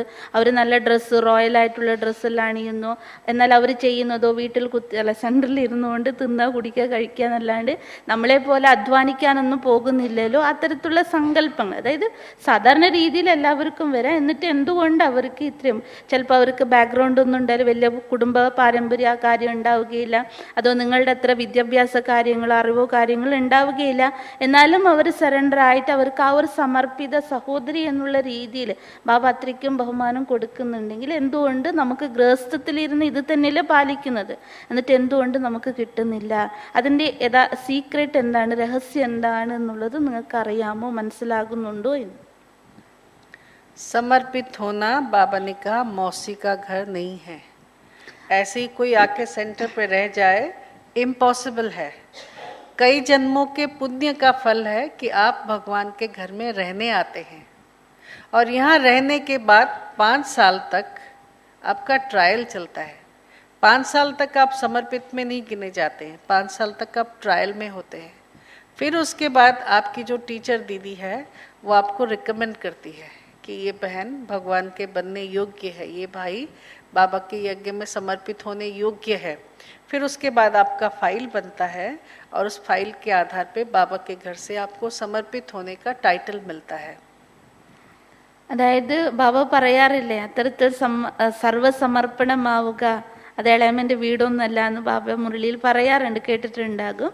അതായത് ഒരു സിസ്റ്റർ സമർപ്പണമാകണമെങ്കിൽ ഒട്ടടനെ ബാഗും തൂക്കി ഇങ്ങ് വന്നാലൊന്നും സമർപ്പണം ചെയ്യാറില്ല. 5 വർഷത്തിൻ്റെ ട്രയൽ പീരീഡ് ഉണ്ടാകും. 5 വർഷത്തിന് ശേഷം നിങ്ങളുടെ സീനിയർ ടീച്ചർ ആരാണോ അവർ റെക്കമെൻഡ് ചെയ്യണം, അവർ സമ്മതിക്കണം ശരിയാണ് ഈ കുമാരി അതോ കുമാരൻ സറണ്ടർ ആകാൻ യോഗ്യനാണ്. അതിനുശേഷം മൗണ്ട് അബൂലുള്ള നിയമപ്രകാരം നമ്മുടെ ഫയൽ റെഡി ആവുകയും അതിനുശേഷമാണ് നമുക്ക് സറണ്ടർ ബാഡ്ജ് തരികയും പിന്നീട് നമ്മുടെ ID കാർഡൊക്കെ തയ്യാറാവുക. അല്ലാതെ വെറുതെ ഒന്നും ഒരിക്കലും ഒരു ബ്രദർ ആകട്ടെ സിസ്റ്റർ ആകട്ടെ ഒരിക്കലും അത്തരത്തിൽ സമർപ്പണമായിട്ട് മാറാൻ പറ്റുകയില്ല. बाबा के घर में आने के बाद बहुत सारे डिस्ट्रक्शंस आते हैं जो आपको कोशिश करते हैं अपनी तरफ खींचने के लिए. बहुत प्रकार के प्रलोभन आते हैं. സമർപ്പണമായിട്ട് മാറുമ്പോൾ അത് കുമാരനോ കുമാരിയായിട്ട് മാറിക്കഴിഞ്ഞാൽ, അതായത് സെൻട്രലിൽ നിൽക്കാൻ തുടങ്ങിയാൽ നിങ്ങളെ പുറകിലേക്ക് വലിക്കാൻ വേണ്ടി പല രീതിയിലുള്ള പ്രലോഭനങ്ങളൊക്കെ നമ്മളുടെ നേരേക്ക് ഉണ്ടാകാറുണ്ട്. बहुत सारी चीज़ें आती है. तब कई मन ऐसा सोचता है कि ज़रूरी थोड़ी है कि बाबा के घर में ही रह कर के कुछ सेवा हो सकती है. बाबा के घर में धन की कितनी आवश्यकता है. क्या मैं धन नहीं दे सकती हूँ? मैं कमाऊंगी खूब, बाबा के घर में धन दूंगी. ठीक है कि नहीं? माया वहीं आ गई, समझ लो. कुछ नहीं, जीवन सारा धन कमाओ तो कमाने के बाद भी देखो कई काफ़ी सारी चीज़ें होती है इसमें. कभी डिटेल में आपको फिर बताऊंगी. लेकिन जो चीज़ आज के लिए कनेक्टेड है वो ये है कि भगवान के घर में सिर काट के समर्पित होना ये बहुत जन्मों के पुण्य का फल है. कई बार बाबा नहीं कहते बच्चे बहुत अच्छा है तुम गरीब हो. गरीब बच्चे ही आके समर्पित हो जाते हैं जल्दी, क्योंकि थोड़ा डिस्ट्रैक्शन कम मिलता है, चांसेस कम होते हैं डिस्ट्रैक्शन के. लेकिन जबकि कई बार ऐसा होता है आप एजुकेटेड हैं, दुनिया में आपका बहुत डिमांड है, बहुत प्रकार से प्रलोभन आते हैं कि क्यों, ज़रूरी थोड़ी कि आप वहाँ रह के आश्रम में रह के ही सेवा करोगे, और भी कुछ करके कर सकते हो. ठीक है कि नहीं? ऐसा प्रलोभन फिर बहुत आता है. ഇപ്പോൾ സമർപ്പണമാവുക എന്ന് പറയുമ്പോൾ മറ്റൊരു കാരണമാണ് അനേക ജന്മങ്ങളുടെ പുണ്യമാണ് അവർ സറണ്ടറാക്കി മാറ്റുന്നത് തന്നെ.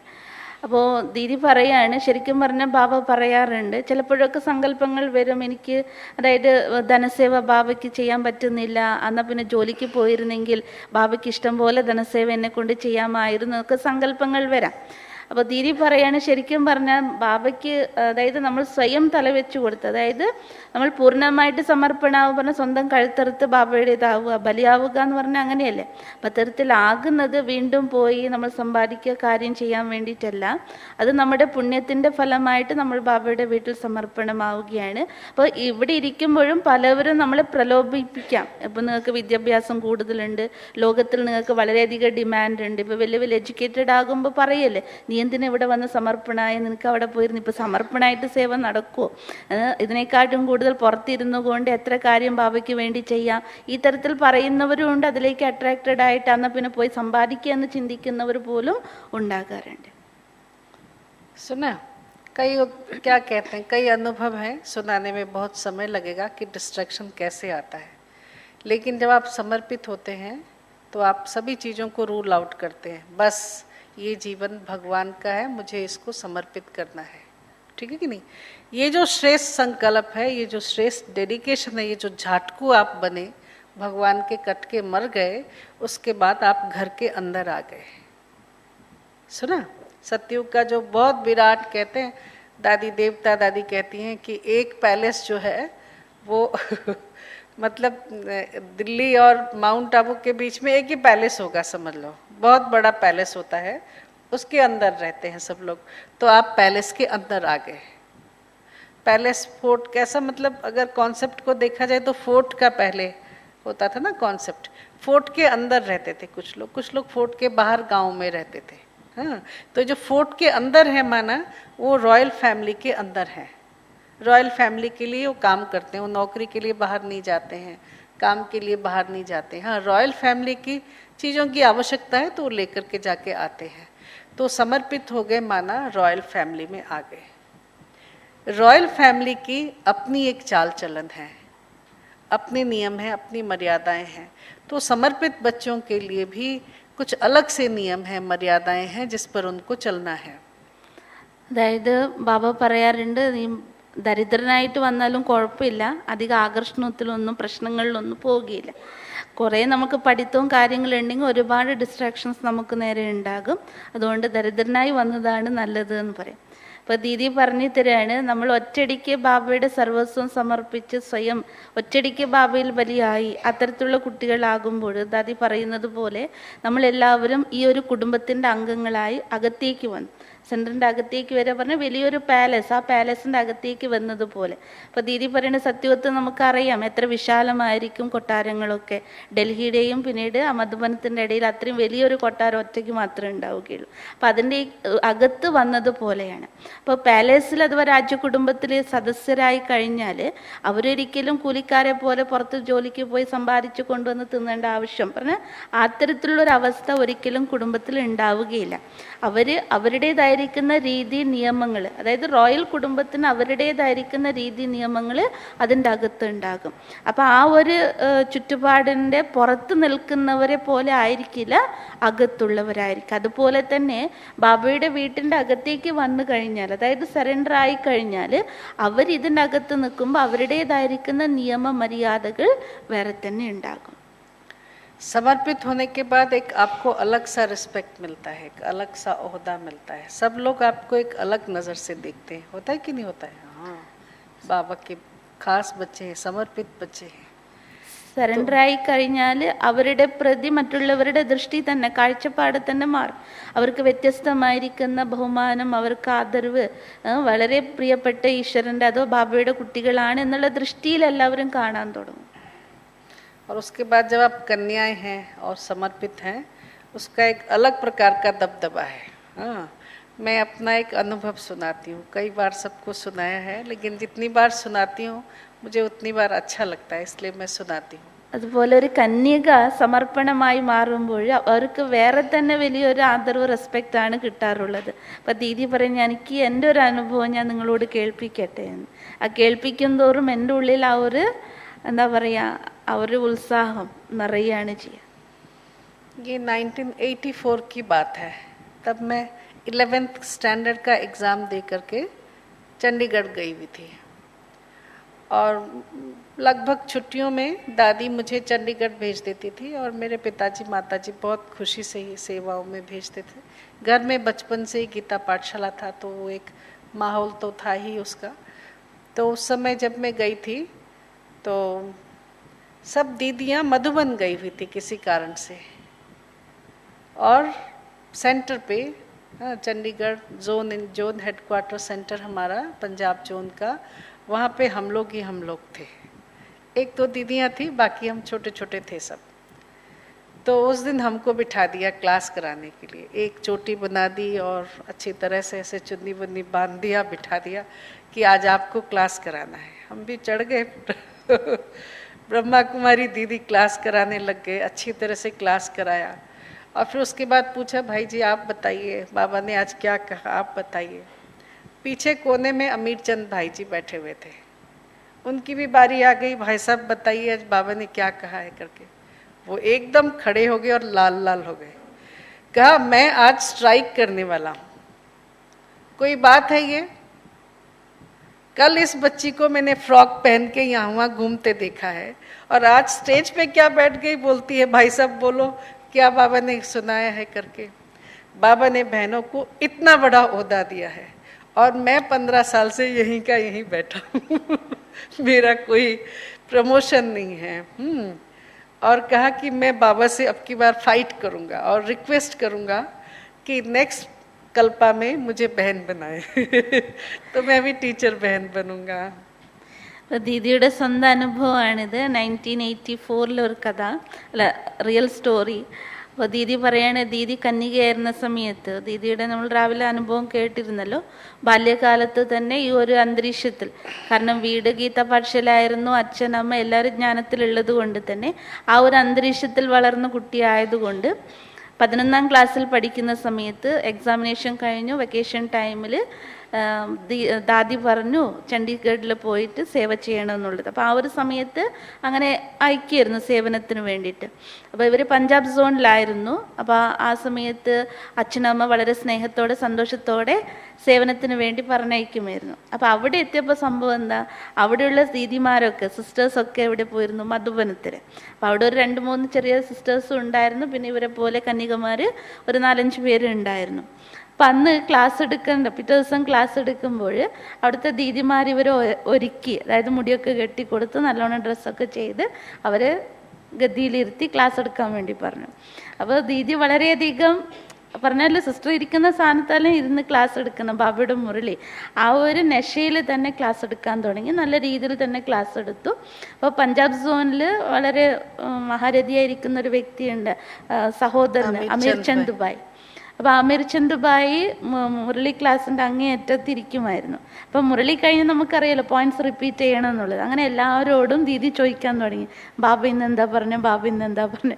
അവസാന ചാൻസ് പോയത് അമീർ ചന്ദ് ബായ്, സീനിയർ ബായ് ആയിരുന്നല്ലോ.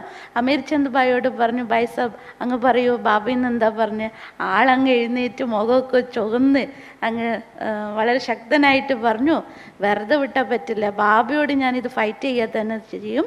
ഇന്നലെ ഈ കുട്ടി ഫ്രോക്ക് ഇട്ട് നടന്നിട്ട് ഇന്ന് ക്ലാസ് എടുത്തിട്ട് എന്നോട് തന്നെ ചോദ്യം ചോദിക്കുകയല്ലേ, ഇത് എവിടുത്തെ നിയമമാണ്, ഞാൻ ബാബയോട് ഫൈറ്റ് ചെയ്യും. കാരണം 15 വർഷം നോളേജിലുണ്ടായി എനിക്ക് ഒരു പ്രൊമോഷനും ഇല്ല, ഈ പിന്നിൽ തന്നെ ഞാൻ ഇവിടെ ഇരുന്നുകൊണ്ടിരിക്കുന്നു. ഇന്നലെ വന്ന കുട്ടി ഗദ്ദിമേ കയറി ക്ലാസ് എടുക്കല്ലേ, ഞാനിത് ബാബയോട് ചോദിക്കുക തന്നെ ചെയ്യും. അതായത് ബാബ നോക്കൂ, ഒരു കന്യകയെ ഏത് സ്ഥാനത്തിൽ നിന്ന് ഏത് സ്ഥാനത്തിലേക്ക് എത്തിച്ചു. അത്രയും ശ്രേഷ്ഠമായിരിക്കുന്ന പദവി മാത്രമല്ല, വിത്ത് റെസ്പെക്റ്റ് ബാബ ആ കന്യകയെ ആ സ്ഥാനം കൊടുത്തിട്ടുണ്ട്. അപ്പോൾ ചിന്തിച്ചു നോക്കിയേ ഏത് തരത്തിലാണ് ബാബ നമ്മളെ ശ്രേഷ്ഠരാക്കി മാറ്റുന്നത്. सुना, तो जब इतना महान इतना श्रेष्ठ हमको समर्पित जीवन का रिस्पेक्ट मिलता है तो उसके लिए कुछ करना भी पड़ता है. क्या करना पड़ता है? हाँ, बाबा कहते हैं ना, झाटकू होता है ना, वही बलि स्वीकार होता है. हमने वो भी देखा झाटकू कैसा होता है. मेरे पिताजी 1 साल जाट स्क्वाड्रन के साथ थे, तो उनके यहाँ जब दशहरा होता है ना तो बकरी को काटते हैं, और अगर बकरी को काटते हुए एक भी ऐसा सीरा लग गया और एक बार में वो मरा नहीं तो वो भोग नहीं, प्रसाद नहीं, महाप्रसाद नहीं बन सकता है. उसको एक ही झटके में मरना होता है. पहले तलवार को यहाँ लाएंगे, जो ऐसा झटका मारेगा वो स्वीकार्य है, जो झटका नहीं मारेगा भोंदू होगा उसको निकाल दिया जाएगा. फिर उसके बाद ऐसे काटा जाएगा, अगर एक बार में एक झटके से वो 2 टुकड़ा हो गया और कोई कनेक्शन नहीं रहा, ब्लड का भी कनेक्शन नहीं रहा, तब वो महाप्रसाद बनता है. उनके यहाँ जो भी रीति रिवाज है देखो. അപ്പോൾ നോക്കൂ, ഒറ്റടിക്ക് സമർപ്പണമാകുമ്പോൾ അവർക്ക് എത്രമാത്രം മാന്യത, ബഹുമാനം, ആദരവ് ലഭിക്കുന്നുണ്ട്. ഭക്തിമാർഗത്തിൽ അതുപോലെ തന്നെ ദീദി പറയണ, ദീദിയുടെ അച്ഛൻ കൂടി അത്തരത്തിലുള്ള അനുഭവങ്ങൾ കേൾപ്പിക്കുമായിരുന്നു. അതായത് അറിവുകാരനുണ്ടല്ലോ, ബലി കൊടുക്കുന്ന സമയത്ത് അതായത് വാളും കൊണ്ട് ഒറ്റ വെട്ടിന് തന്നെ 2ആയി മാറണം. അത് ചിലപ്പോൾ അതിൻ്റെ എന്താ പറയുക നൂലാമാലകൾ ഉണ്ട് എങ്കിൽ പോലും അതിനെ ബലിമൃഗമായിട്ട് അതോ ബലി അഥവാ അത്തരത്തിൽ സ്വീകരിക്കുകയല്ല ക്ഷേത്രങ്ങളിൽ. അപ്പോൾ ഒറ്റ വെട്ടിൽ അത് കാണിക്കാറുണ്ടല്ലോ, ആദ്യം കത്തി ഇങ്ങനെ കൊണ്ടുപോകുമ്പോൾ ആ പശു അല്ലെങ്കിൽ മൃഗം ഇതിങ്ങനെ ഒന്നാക്കിയാൽ മതി, പിന്നെ അതിനെ ഔട്ടാക്കി കളയുക. അതായത് അത്ര പോലും ബലിമൃഗം എന്ന് പറഞ്ഞ ഒരു മിണ്ടാതെ ഒറ്റയടിക്ക് വെട്ടലിന് അവിടെ സമർപ്പണം, അതാണ് അതിൻ്റെ അർത്ഥം. അപ്പം ഭക്തിമാർഗത്തിൽ പോലും അത്തരത്തിലുള്ളൊരു സമ്പ്രദായമുണ്ട്. ഒന്നും ചിന്തിക്കാതെ, രണ്ടാമതൊന്നും ചിന്തിക്കാതെ ഒറ്റയടിക്ക് ബാബയുടേതായിട്ട് പൂർണ്ണ സമർപ്പണമാകണം. सुना, तो समर्पण का मतलब है एक साथ कटना. क्या? तन, मन, धन, समय, श्वास, संकल्प, मनसा, वाचा, कर्मणा, संबंध, संपर्क, जो कुछ भी मेरा है अब वो किसका है? अब वो बाबा का है. सुना, ऐसे नहीं कि एक पाँव इधर है और एक पाँव उधर है और हम कहेंगे हम समर्पित हैं, ऐसा नहीं हो सकता है. അപ്പം സമർപ്പണം എന്ന് പറഞ്ഞാൽ ദീദി പറയാണ് ഒറ്റയടിക്ക് സർവ്വതും സമർപ്പിക്കപ്പെടണം എന്നുള്ളത്. അതായത് എൻ്റേതെന്ന് നമ്മൾ എവിടെയൊക്കെ പ്രയോഗിക്കുന്നുണ്ടോ, അതായത് എൻ്റെ ശരീരം, മനസ്സ്, ധനം, സമ്പത്ത്, അതുപോലെ തന്നെ മനസ്സാവാച കർമ്മണ, സംബന്ധ, സമ്പർക്കം എന്തൊക്കെ ഉണ്ടോ അതൊക്കെ എൻ്റേതല്ല, മറിച്ച് ആരുടേതാണ്? ബാബയുടേത്. അങ്ങനെ ഒറ്റയടിക്കുള്ള സമർപ്പണത്തെയാണ് സമർപ്പണം, അത് സറണ്ടർ എന്ന് പറയാം. അല്ലാണ്ട് ഒരു കാലിപ്പുറത്തെ വശത്തും ഒരു കാലിപ്പുറത്തെ വശത്തും, അതായത് ഒന്ന് ലൗകികത്തിൽ ഒന്ന് അലൗകികത്തിൽ വെച്ചുകൊണ്ടിരുന്നാൽ ഒരിക്കലും അതിന് സമർപ്പണം എന്ന് പറയുകയില്ല, സമ്പൂർണ്ണ സമർപ്പണം എന്ന് പറയുകയില്ല. एकदम 2 टुकड़ा, उधर कुछ नहीं, जो कुछ है इधर है. तन भी इधर, मन भी इधर, धन भी इधर, सांसें भी इधर, संकल्प भी इधर, संबंध भी इधर, सब कुछ इधर बाबा का, फिर वो वाला नहीं रिश्ता रह जाता। जबकि गृहस्थी भाई बहनों को बाबा ने अपना गृहस्थ संभालने के लिए कहा है, अपने संबंधों को संभालने के लिए कहा है, सबसे रिश्ता रखने के लिए कहा है, लेन देन के लिए भी कहा है। शादी मुरादी पे भी जा सकते हो बच्चे, वहाँ पे भी जा कर के सेवा करो इत्यादि है, लेकिन समर्पित बच्चों का उन सबसे रिश्ता कट। അതായത് ഒറ്റ വെട്ടിൽ എല്ലാം അങ്ങ് ഫിനിഷായി. അതായത് ഇപ്പുറത്തേക്കുള്ള ഇപ്പുറത്ത്, ബാക്കിയെല്ലാം തന്നെ ഇപ്പുറത്തേക്ക് വരുന്നത്. അതായത് നമ്മുടെ ശരീരം, മനസ്സ്, ധനം, സമ്പത്ത്, ശ്വാസം, സങ്കല്പം, സംബന്ധ സമ്പർക്കം ഇതുപോലും എന്താവണം, ബാബയുടേതായി മാറണം. അതേ സമയത്ത് ഗൃഹസ്ഥികളോട് ബാബ അങ്ങനെയല്ല പറഞ്ഞത്. നിങ്ങൾ സംബന്ധ സമ്പർക്കത്തിലും പോകാം, കല്യാണത്തിനും പോകാം, ബാക്കിയെല്ലാം പരിപാലിക്കാം. നിങ്ങളുടെ സമ്പത്താകട്ടെ, കുടുംബമാകട്ടെ, അതോ ജോലി കാര്യങ്ങളാകട്ടെ, എന്തൊക്കെയുണ്ടോ നിങ്ങൾ പരിപാലിക്കാന്നാണ് പറഞ്ഞിരിക്കുന്നത്. पंजाब में ही हमारी ट्रेनिंग हुई ना बचपन की, तो इसलिए हम आपको क्या कहते हैं, ट्रेनिंग वहाँ की है तो बुद्धि में वहाँ की बातें हैं। कई बार बहनें कहते हैं मेरे एक ही भाई है, हम एक भाई एक बहन है। बहनों की बात बताती हूँ, मेरे तो 2 भाई हैं लौकिक में एक ही भाई है मेरा और उसकी शादी हो रही है, तो मुझे वहाँ शादी में जाना चाहिए कि नहीं जाना चाहिए। पंजाब में ऐसा होता है कि घोड़ी को जब तक बहन खिलाएगी नहीं तब तक घोड़ी आगे नहीं जाती। माना जब वरराज बनते हैं ना, जब वर बनता है, जब भाई दूल्हा बनता है तो घोड़ी पे जाता है। कारवार का भी फैशन आया, पहले घोड़ी पे जाता था।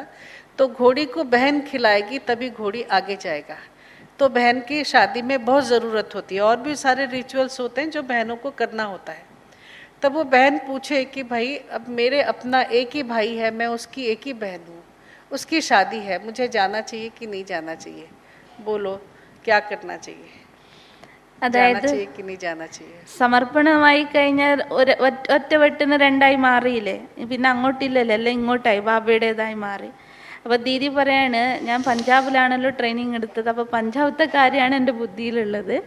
അപ്പോൾ ഇവിടുത്തെ കല്യാണം പോലെയല്ല, വെറുതെ ചരട് കെട്ടി അങ്ങ് വിടലല്ല. അവിടെ പല രീതി സമ്പ്രദായങ്ങളുണ്ട്. അപ്പോൾ ദീദി പറയാണ്, അവിടെ ഇപ്പോൾ ഒരു വീട്ടിൽ ഒരു ഏട്ടനും അനിയത്തിയാണ് ഉള്ളത്, അഥവാ സഹോദരനും സഹോദരിയാണ് ഉള്ളത് ഒരു അച്ഛനമ്മയ്ക്കെങ്കിൽ, അതായത് അവിടുത്തെ സഹോദരി, അതായത് സഹോദരൻ്റെ വിവാഹ ദിവസം അവിടെ കുതിരപ്പുറത്താണ് വരന് അലങ്കരിച്ച് വധുവിൻ്റെ വീട്ടിലേക്ക് കൊണ്ടുപോവുക. അപ്പോൾ ഈ കുതിര മൂവ് ചെയ്യണമെങ്കിൽ, മുന്നോട്ട് പോകണമെങ്കിൽ ഈ സഹോദരി എന്തെങ്കിലും അതിൻ്റെ വായിൽ മധുരം കൊടുക്കണം, എന്നാൽ മാത്രമേ അത് അങ്ങോട്ട് പോവുകയുള്ളൂ. അപ്പോൾ സമർപ്പണമായിരിക്കുന്ന ഞാൻ എന്നെ മുതിർന്നവരോട് പറയാണ്, നോക്കൂ, എനിക്ക് ആകെ പാടുള്ളത് ഒരാങ്ങളെയാണ്, ആ ആങ്ങളയുടെ കല്യാണത്തിന് ഞാൻ പോകുകയോ വേണ്ടേ, എന്താ ചെയ്യണ്ടേ? നിങ്ങളാണെങ്കിൽ എന്ത് പറയും അതിന് ഉത്തരം? പോകണോ വേണ്ടയോ? ഒന്നിലിങ്ങനെ ഒന്നിലിങ്ങനെ. सुना, अब किसी बहन ने आके कहा दीदी को, दादी अब मुझे जाना पड़ेगा, नहीं तो मैं घोड़ी को नहीं खिलाऊंगी तो उसका भारत आगे कैसे चलेगा? दादी ने कहा जाके देखना लोग क्या कहते हैं। क्यों? क्योंकि पंजाब में शादी में कोई सफ़ेद कपड़े वाला नहीं खड़ा हो सकता है। सुना, अगर दूल्हा सफ़ेद कपड़े वालों को देख के घोड़ी पे चढ़ता है तो अपशकुन हो जाता है। तो तुम तो जाओगी सफ़ेद कपड़ों में, फिर क्या होगा? तो एक बहन गई थी, जिद करके चली गई थी उस समय, जो भी है, अब वापस आई शादी से। कहा कैसे किया तुमने?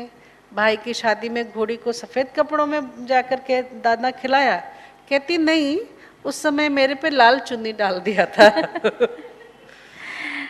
ദീദി പറയാണ്, അങ്ങനെ ചിലർ പെർമിഷൻ ചോദിക്കല്ലോ മുതിർന്ന സഹോദരിമാരോട്, അതിപ്പോൾ ദാദിയാകാം ദീദിയാകാം ആരോടും.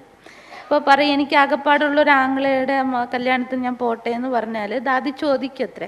പഞ്ചാബിൽ പറയുന്നത് വൈറ്റ് ഡ്രസ്സ് ഇട്ടിട്ടാണ് ഒരു കല്യാണത്തിന് പോകണമെങ്കിൽ അത് അപശകുനമായിട്ടാണ് കണക്കാക്കാറുള്ളത്. അപ്പോൾ നീ വൈറ്റ് ഡ്രസ്സ് ഇട്ടിട്ട് പോകുമോ കല്യാണത്തിനെന്ന് ദാദിയൊക്കെ ചോദിക്കാറുണ്ടായിരുന്നു എന്ന്.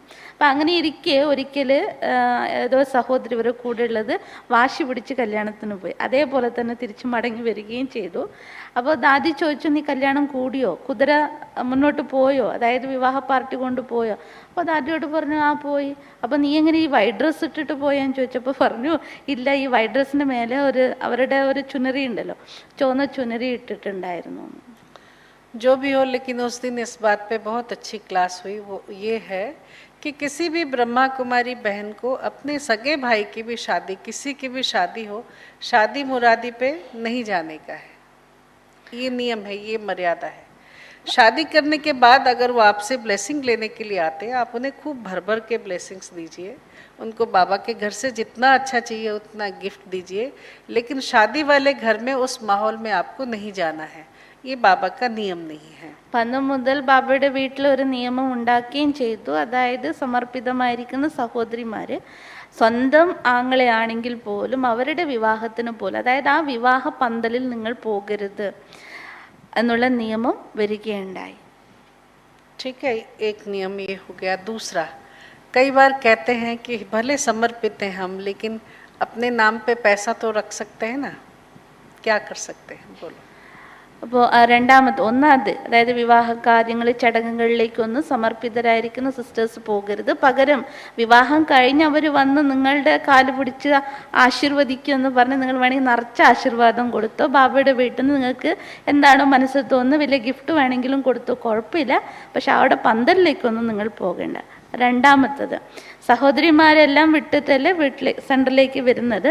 അപ്പോൾ പലപ്പോഴും ചിന്തിക്കാറുണ്ട്, കുറച്ചൊക്കെ എന്തെങ്കിലും നിങ്ങളുടെ ആരോഗ്യ പ്രശ്നം അത് ഇത് പ്രശ്നമൊക്കെ വരുമ്പോൾ എന്തെങ്കിലും നിങ്ങൾ ബാങ്കിലൊക്കെ പണം വെക്കണോ? എന്താ നിങ്ങളുടെ ഉദ്ദേശം? എന്താ നിങ്ങളുടെ ഉത്തരം പറയാൻ പറയുന്നു? വേണോ? जब आप समर्पित हैं तो आपका कोई अपना बैंक अकाउंट नहीं हो सकता है, और अगर सर्कमस्टांसेस अनुसार है तो फैमिली का है और किसी चीज़ का जिसमें आपका सिग्नेचर चलता है, आपके नाम पे है, तो वो आपको एक्सप्लेन करना पड़ता है। मधुबन में आपको बताना रहता है कि भाई ये मेरे अकाउंट है, उसमें ये धन है या जो भी है, किसके द्वारा दिया गया है, किस प्रकार का है, वो सारा एक्सप्लेनेशन आपको यज्ञ में देना होता है। ट्रांसपेरेंसी वहाँ मेंटेन करना पड़ता है।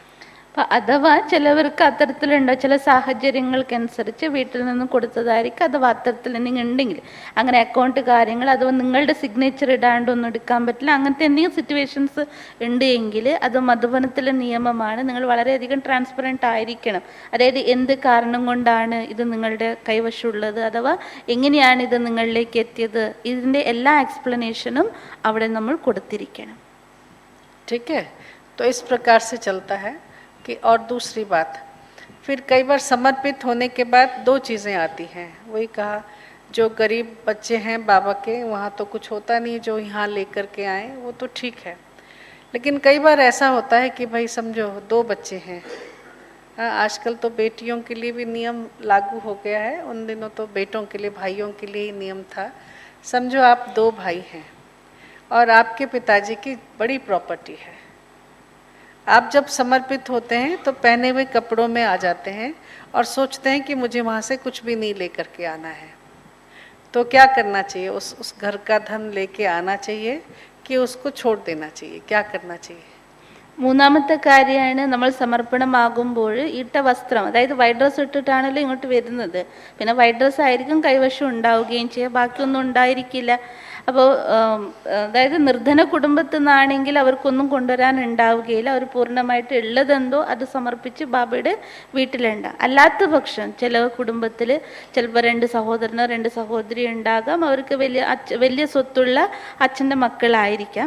അപ്പോൾ സറണ്ടറായി വരുമ്പോൾ അവർ കരുതും ഇതൊന്നും നമുക്ക് വേണ്ട എന്ന് വെച്ചിട്ടായിരിക്കും വരിക. കാലക്രമേണ നമുക്കറിയാലോ, പ്രായപൂർത്തിയായി കഴിയുമ്പോൾ ആ സ്വത്തിൻ്റെ ഭാഗം വരുമ്പോൾ അപ്പോഴെന്ത് ചെയ്യണം? അത് ബാബയുടെ അടുത്തേക്ക് കൊണ്ടുവരണോ വേണ്ടയോ? जब हम समर्पित होते हैं तो दूसरों को कहते हैं धन सफल करोगे तो सफलता मिलेगा, है कि नहीं? महल कब मिलेंगे? सतयुग में, जब आप यहाँ अपना धन सफल करेंगे। तो समर्पित भाई बहनों के लिए भी वही लागू है। अगर आप अपना वो धन जो आप लौकिक में छोड़ के आ रहे हैं उसको आपको सफल करना ज़रूरी है। फंस के सफल नहीं करना है भाई, वहाँ जाके फंसो, मैं वहाँ रहूँगा 6 महीने तब जाकर के वो धन थोड़ा संभाल के यहाँ लेके आ पाऊँगा, उसकी ज़रूरत नहीं है। लेकिन अगर ऐसा है कि आप हिस्से के हकदार हैं, मालिक हैं, तो आपको अपना क्लेम वहाँ देना चाहिए। भाई मेरा जो हिस्सा है वो मुझे दीजिए, मैं उसको यज्ञ में समर्पित करूँगा, क्योंकि यज्ञ मेरा परिवार है, यज्ञ मेरा घर है। अगर धन वहाँ है तो आपका हिसाब किताब वहाँ रहेगा। सुना? समर्पित होने के बाद भी अगर मैं अपना धन उधर खर्चा करता हूँ तो मेरा जो ध्यान है, मेरा जो हिसाब किताब है वो वहाँ रहेगा, संपूर्ण समर्पित नहीं होगा और झाटकू नहीं हो सकता हूँ फिर मैं। അപ്പോൾ ഒരു പക്ഷേ നമുക്ക് അതായത് നേരത്തെ പറഞ്ഞതുപോലെ സ്വത്തിൻ്റെ ഭാഗം വീതം നമുക്ക് കിട്ടുകയാണെങ്കിൽ നമ്മൾ സമർപ്പണമായിരിക്കുന്നവർ മറ്റുള്ളവരോട് പറയാറുണ്ട്, നിങ്ങളുടെ എല്ലാം സഫലമാക്ക്. അതിലൊന്നാണ് ധനം.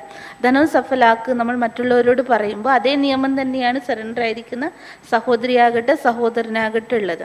അപ്പോൾ ആ വീതത്തിന് ഞാൻ അവകാശിയാണ് എങ്കിൽ അവരോട് പറയണം, എൻ്റെ ഇപ്പോഴത്തെ പരിവാരം ബ്രാഹ്മണ കുടുംബമാണ്, അതുകൊണ്ട് എൻ്റെ ധനം ഇവിടത്തേക്ക് സഫലമാക്കണം എന്നുള്ളത്. സത്യത്തിൽ നമുക്ക് എല്ലാ പ്രകാരത്തിലും സൗകര്യങ്ങൾ അഥവാ സമ്പന്നത നമ്മൾക്ക് നേടുന്നത് ഒന്ന് ഈ ഒരു കാരണമാണ്, ബാബയുടെ കാര്യത്തിലെല്ലാം സഫലമാക്കുക. അല്ലാണ്ട് നമ്മൾ അവിടെ കുടുങ്ങി പോകരുത്. അതായത് നമ്മുടെ മനസ്സ് അവിടത്തേക്ക് കുടുങ്ങി നമ്മൾ 6 മാസം നിന്ന് കുറേ കാര്യങ്ങളൊക്കെ ചെയ്തതിന് ശേഷം അടിപിടി കൂടി അത് കിട്ടി ഇവിടെ കൊണ്ടുവരിക, അത് വേണ്ട.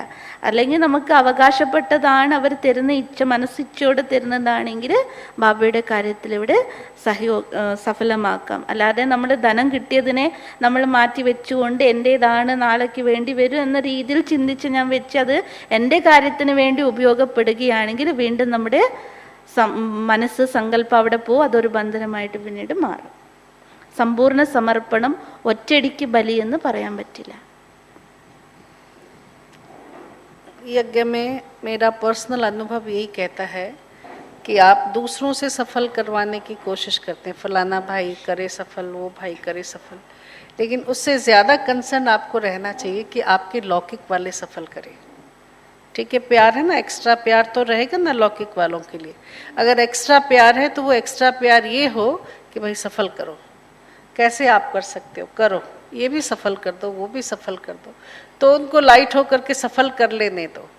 तो जब हम सोचते हैं कि वो भी अपना सफल करे तो हम अपना वहाँ पे नहीं लगा सकते, हम उनसे सफल करवाएं, ये हमारी वृत्ति हो. അതായത് ഇപ്പോൾ നമ്മൾ മറ്റുള്ളവരോട് പറയും നിങ്ങൾക്ക് എന്തെല്ലാം ഉണ്ടോ അത് ബാബയുടെ കാര്യത്തിൽ സഫലാക്കും. നമ്മൾ മറ്റുള്ളവരോട് പറയുമ്പോൾ നമുക്ക് ആദ്യം നമ്മളുടെ മനസ്സിൽ വരണം, ആദ്യം എൻ്റെ കുടുംബത്തിലുള്ളവർ തന്നെ ഇതിലേക്ക് സഫലമാക്കണം. കാരണം എൻ്റെ ലൗകികത്തിൽ വീട്ടിലുള്ള ആരൊക്കെയുണ്ട് അവരെ കൊണ്ട് ചെയ്യിപ്പിക്കാൻ പറ്റുന്നത് എന്താവട്ടെ, എന്തെല്ലാം കാര്യങ്ങൾ അവരെ കൊണ്ട് ചെയ്യിപ്പിക്കാൻ പറ്റുമോ, എന്തെല്ലാം കാര്യത്തിലൂടെ അവരെ സഫലമാക്കാൻ പറ്റുമോ അവരെ കൊണ്ടത് സഫലമാക്കുക തന്നെ വേണം. കാരണം എനിക്ക് ഏറ്റവും കൂടുതൽ സ്നേഹം ആരോടുണ്ടാവും, എൻ്റെ ലൗകിക ബന്ധങ്ങളോട്. അപ്പോൾ സ്നേഹം ഉണ്ട് എങ്കിൽ നമ്മൾ ചെയ്യേണ്ടത് ആർക്ക് കൂടുതൽ സമ്പത്ത് കൊടുക്കേണ്ടത്, സഫലമാക്കാൻ പറയേണ്ടത് ലൗകിക ബന്ധങ്ങളോട് തന്നെയല്ലേ. അപ്പോൾ ബാബയുടെ കാര്യത്തിൽ അവരിലൂടെ ചെയ്യിപ്പിക്കാൻ നമ്മൾ ശ്രമിക്കണം, പകരം നമ്മളുടെ ധനം എടുത്ത് അവർക്ക് കൊടുക്കുന്ന രീതി ആകരുത്. इस अलौकिक जीवन यात्रा में हमने ये देखा है कि जिसने बाबा के घर में अपना तन मन धन सफल किया, लौकिक वाले घर पे रहने वाले बाबा के जो बच्चे हैं जिन्होंने सफल किया है, बाबा ने उनको भरपूर कई गुना अधिक दिया है. कहाँ से आया है वो खुद ही हैरान है कि भाई हम तो बड़े सिंपल थे, सब कुछ तो बाबा को दे दिया था, कुछ भी नहीं रखा था, क्योंकि यही था अगले साल विनाश होने वाला है तो सब कुछ झाड़ के बाबा को दे दिया था. लेकिन आज देखो तो बहुत ज़्यादा यहाँ पे भी कुछ है, वहाँ पे भी कुछ है. हर बंद तिजोरी खोलने पे उसमें से जैसे कारून का खजाना निकल रहा है. ये वो बच्चे हैं जिन्होंने अपने पेट में से भी काट के बाबा के यज्ञ को दिया था. थोड़ा कम खा के, थोड़ा कम कपड़े पहन के, अपनी कई खुशियों को बाबा के आगे समर्पित करके बाबा के घर में आए थे. वो बच्चे आज बहुत भरपूर हैं. वैसे थोड़ी स्टोरी सुनाती हूँ. 1981 में 10 पैसे वाला मेला हुआ था, आप सबको पता है, पहला दिल्ली वाला मेला हुआ था. 10 पैसे वाला मेला. हर ब्राह्मण को हर रोज 10 पैसा पिगी बैंक में रखना होता था और उसको भेजा गया था. उससे बड़ा मेला हुआ था. ज्ञान सरोवर तो 1 रुपये में बना था, लेकिन 81 में 10 पैसा वाला मेला हुआ था. उन दिनों हमको खर्चा 10 पैसे ही मिलते थे, कभी 5 पैसा कभी 10 पैसा ऐसा ही मिलता था. उस समय का हमारा स्टैंडर्ड समझ लो. कभी कभी पिताजी चवन्नी देते थे, मतलब 25 पैसे का जो चवन्नी होता है ना, वो मिलता था. सप्ताह में एक ऐसा समझ लो 1 या 2 चवन्नी मिल जाए, लेकिन सप्ताह में 7 दिन में 70 पैसे की ज़रूरत होती थी. ठीक है कि नहीं, पर हमको उतना ही खर्चा मिलता था. चलो थोड़ा बढ़ा दिया क्योंकि बच्चों को गुल्लक में तो डालना पड़ेगा ना, तो इतना ही आता था. आप सोचो बच्चे को 5 पैसा भी कुछ खर्चा नहीं करना है। क्या करना है, सारे का सारा अपना पॉकेट मनी बाबा को देना है। लेकिन वो ऐसी ट्रेनिंग, पता नहीं क्या कैसी ट्रेनिंग थी कि कभी नहीं 5 पैसा खर्चा किया। और वो जो ट्रेनिंग आज तक है, अभी तक भी हमको पैसा खर्चा करना नहीं आता है अपने ऊपर। हम सोचते हैं 5 पैसा कम खर्चा करो तो यज्ञ के और किसी सेवा में काम में आ जाएगा। सुना? तो ऐसे बाबा के बच्चों ने, जिनके पास 10 पैसा भी नहीं होता था रोज पिगी बैंक में डालने के लिए, उन्होंने भी कोशिश करके 10-10 पैसा पिगी बैंक में डाल करके बाबा को दिया, तब इतना बड़ा मेला हुआ। ये ऐसे जो बच्चे जिन्होंने उस समय दिया, नहीं होते हुए भी दिया, कंप्रोमाइज करके दिया, बाबा ने उनको कहाँ का कहाँ बिठाया, कितना ऊंचा बनाया, आपको क्या बताएं। बहुत कुछ दिया है।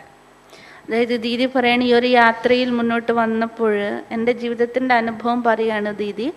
അതായത് ബാബയുടെ വീട്ടിൽ ഗൃഹസ്ഥത്തിൽ ഇരുന്നു കൊണ്ട് അവരുടെ വയറ് മുറുക്കി കെട്ടി കുറച്ച് കഴിച്ച് കുറച്ച് വസ്ത്രം, അതായത് സാധാരണ വസ്ത്രങ്ങൾ ധരിച്ച് അവരുടെ പല ഇഷ്ടങ്ങളും കാര്യങ്ങളും ബാബയുടെ കാര്യത്തിന് വേണ്ടി അവർ മാറ്റിവെച്ച് ബാബയുടെ കാര്യത്തിൽ മുൻതൂക്കം കൊടുത്ത് ചെയ്തിരിക്കുന്ന മക്കള്, അവരെല്ലാം നുള്ളിപ്പറക്കി ബാബയ്ക്ക് സർവ്വസമർപ്പണം ചെയ്തവർ ഇന്ന് അവർ എവിടെ നിൽക്കുന്നു എന്ന് പോലും നിങ്ങളോട് പറയാൻ പറ്റില്ല. അത്രയും ഉന്നതമായിരിക്കുന്ന അവസ്ഥയിൽ, അത്രയും സമ്പന്നമായിരിക്കുന്ന അവസ്ഥയിൽ ഇന്ന് പലരെയും ദീദി കണ്ടിട്ടുണ്ട്.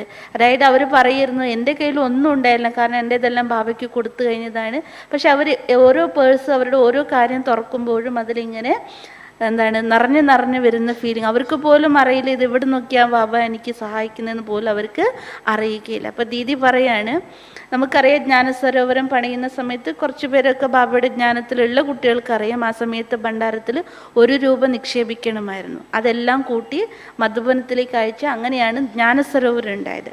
പക്ഷേ ദീദിയുടെ അനുഭവത്തിലൂടെ പറയാണ് 1981 എപ്പോഴാണോ വലിയ മേള, അതായത് ബാബയുടെ സന്ദേശം കൊടുക്കുന്ന വലിയൊരു മേള ആഘോഷിക്കേണ്ട ആ ഒരു സമയം വന്നപ്പോൾ എല്ലാ യജ്ഞത്തിൽ അത്രയധികം സമ്പന്നത ഉണ്ടായിരുന്നില്ല. ആ സമയത്ത് 10 പൈസ ഇങ്ങനെ ഓട്ടക്കാശുണ്ടാവും, അത് ഉണ്ടാകുമായിരുന്നു. അപ്പോൾ ഈ 10 പൈസയാണ് ഓരോ ബാബയുടെ കുട്ടികൾ ഭണ്ഡാരത്തിൽ നിക്ഷേപിക്കണം. പിന്നീട് അത് ഡൽഹിയിൽ അയച്ച് അങ്ങനെ ഫസ്റ്റ് മേള നടക്കുകയാണ് ചെയ്തത്. അപ്പോൾ ദീദി പറയാണ്, ദീദിയുടെ അച്ഛന് ഇവർക്ക് ചിലവാക്കാൻ വേണ്ടിയിട്ട് അത്ര 50 പൈസ ആയിട്ടുണ്ട് ആ സമയത്തിലെ പൈസ കൊടുക്കുമായിരുന്നു. അപ്പോൾ അതിൽ ചിലപ്പോൾ ഈ ഓട്ടക്കാശുണ്ടല്ലോ 10 പൈസ, എനിക്ക് തോന്നുന്നു അതിൻ്റെ മൂല്യം കൂടുതലാണെന്നുള്ളത് എനിക്കത്ര വ്യക്തമല്ല. അപ്പം അത് ഇവർക്ക് ചിലപ്പോൾ കൊടുക്കാൻ പോലും ഉണ്ടായിരിക്കില്ല. അപ്പോൾ ദീദി പറയണ ദീദിയുടെ അനുഭവത്തിൽ എനിക്ക് ചിലവാക്കാൻ തന്നെ, അതായത് പോക്കറ്റ് മണി കൊടുക്കുമല്ലോ, അത് ഞാൻ 5 പൈസ പോലും ചിലവാക്കാതെ ബാബയുടെ കാര്യത്തിന് വേണ്ടി കൊടുക്കുമായിരുന്നു. അത് ആ ഒരു മേളയിലേക്ക് വേണ്ടി അയച്ചു കൊടുക്കുമായിരുന്നു. ഇന്നും എനിക്ക് ആ ഒരു ശീലമാണ്. ഞാനൊരിക്കലും പൈസ എനിക്ക് വേണ്ടി ഞാനൊരിക്കലും ഉപയോഗിക്കാനുള്ള ചിന്ത പോലും എൻ്റെ മനസ്സിൽ വരാറില്ല.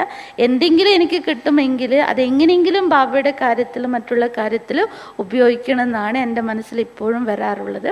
അപ്പം ആ സമയത്ത് ആരൊക്കെ 10 പൈസ പോലും സ്വരൂപിക്കാനുള്ള കഴിവ് ഇല്ലാത്ത മക്കളും ഉണ്ടായിരുന്നു. അവർ പോലും 10 പൈസ കൂടി ഒരാഴ്ചയിൽ ഒരു ദിവസം ഇടുക, അങ്ങനെയുള്ള സങ്കല്പത്തിൽ ആ 10 പൈസ കൊടുത്ത് ബാബയുടെ ആ ഒരു കാര്യത്തിൽ സഹയോഗികളായ കുട്ടികൾ ഇന്ന് എവിടെ ഇരിക്കുന്നു എന്ന് പറഞ്ഞ് നിങ്ങളോട് പറയാൻ പറ്റില്ല. അത്രയും ഉയർന്ന സ്ഥാനത്തിൽ ഇന്നിരിക്കുന്ന കുട്ടികളുണ്ട്. അങ്ങനെ 100 എക്സാമ്പിൾസ് ഉണ്ട്. सुना? तो क्या करना है? अच्छा, कई बार ऐसा होता है कि रहते तो सेंटर पे हैं, भोजन यहाँ कर रहे हैं, लेकिन लौकिक नौकरी करते हैं और उससे जो पैसा आता है उसमें घर भी संभाल रहे हैं। तो ऐसा सब ये ठीक नहीं है। समर्पित हैं, बाबा के घर में रह रहे हैं, माना हमें बाबा के घर में एक एक पाई का हिसाब देना होगा। फिर जब धन बाबा का है तो जो धन, जो सैलरी मिल रहा है, जो बाकी जो सब कुछ मिल रहा है, वो भी बाबा का है। तो जो भी निमित्त दीदी हैं उनके साथ हमारा वो ट्रांसपेरेंट होना चाहिए। मैं काफ़ी बच्चों को जानती हूँ बाबा के, काफ़ी पुराने हैं, समर्पित भाई हैं, बहनें भी हैं। हाँ, भुवनेश्वर में ऐसी काफ़ी बहनें हैं जिन्होंने सोचा हम नौकरी करें, और नौकरी जब जो भी पैसा कमाते थे उसमें से बड़ा सारा हिस्सा भतीजों के, भाई भतीजा समझते हैं क्या, नीस या नेफ्यू जो होता है उन पे लगाते रहे। बाबा की सेवा से ज़्यादा उन पे लगाते रहे तो क्या होगा, कनेक्टिविटी उनसे ही ज़्यादा रही, कभी नहीं मर पाए, कभी कट के बाबा के नहीं हो पाए। और फैमिली के अंदर बहुत इम्पोर्टेंट रोल होने के बाद भी आज जो है वो कहीं ना कहीं लौकिक में बंध गए।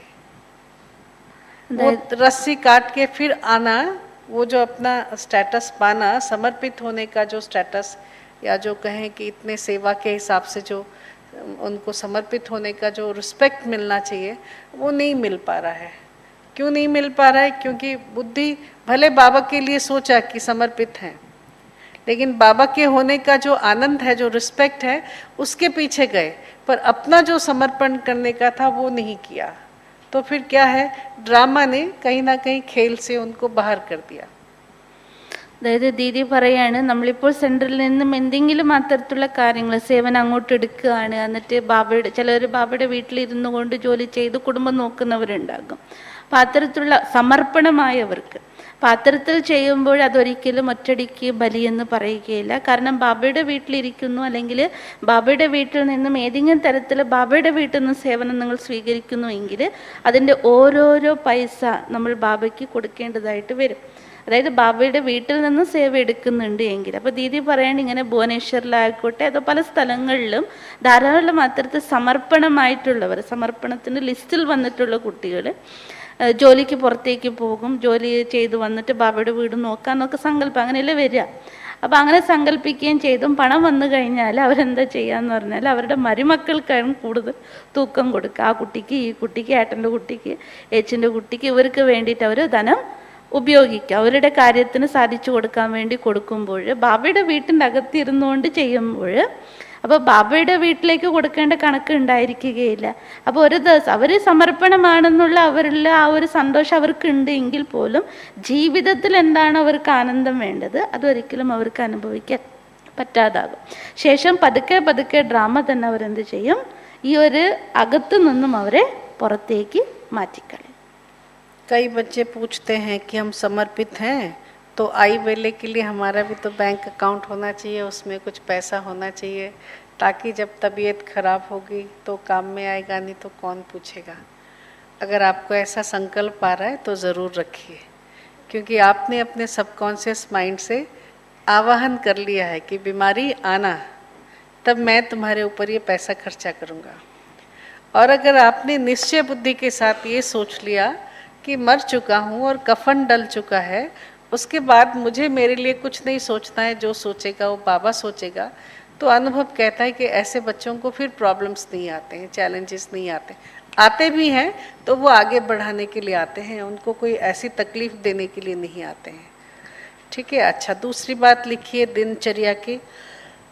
സമർപ്പണമായ കുട്ടികൾക്ക് ഒരു പക്ഷെ അങ്ങനെ സങ്കല്പം വരുന്നു, അതായത് മനസ്സുകൊണ്ട് ബാബയ്ക്ക് സമർപ്പണമായിട്ടും ബാബയുടെ നമ്മുടെ സങ്കല്പത്തിൽ വരുന്ന ഞാൻ എന്തെങ്കിലുമൊക്കെ നാളേക്ക് വേണ്ടി കാത്തു വെക്കേണ്ടേ, എന്തെങ്കിലുമൊക്കെ പണം വെക്കേണ്ടേ, എനിക്ക് എന്തെങ്കിലും അസുഖം വന്ന് ആരാ എന്നെ നോക്കുക എന്ന് പറഞ്ഞ് നമ്മളുടെ മനസ്സിൽ അത് കൊണ്ടുവന്നു എങ്കിൽ ദീദി പറയണ് ഓൾറെഡി ആ പണത്തെ ആഹ്വാനം ചെയ്ത്, അതായത് നിന്നെ ഞാൻ ഉപയോഗിച്ചാളാം, എനിക്ക് അസുഖം വന്നാൽ ഞാൻ നിന്നെ ഉപയോഗിച്ചാളാം പറഞ്ഞാൽ പിന്നെ അങ്ങനെ വെക്കേണ്ടതായിട്ട് വരും. കാരണം സങ്കല്പമുള്ളത് കൊണ്ട് തന്നെ അസുഖം വരും.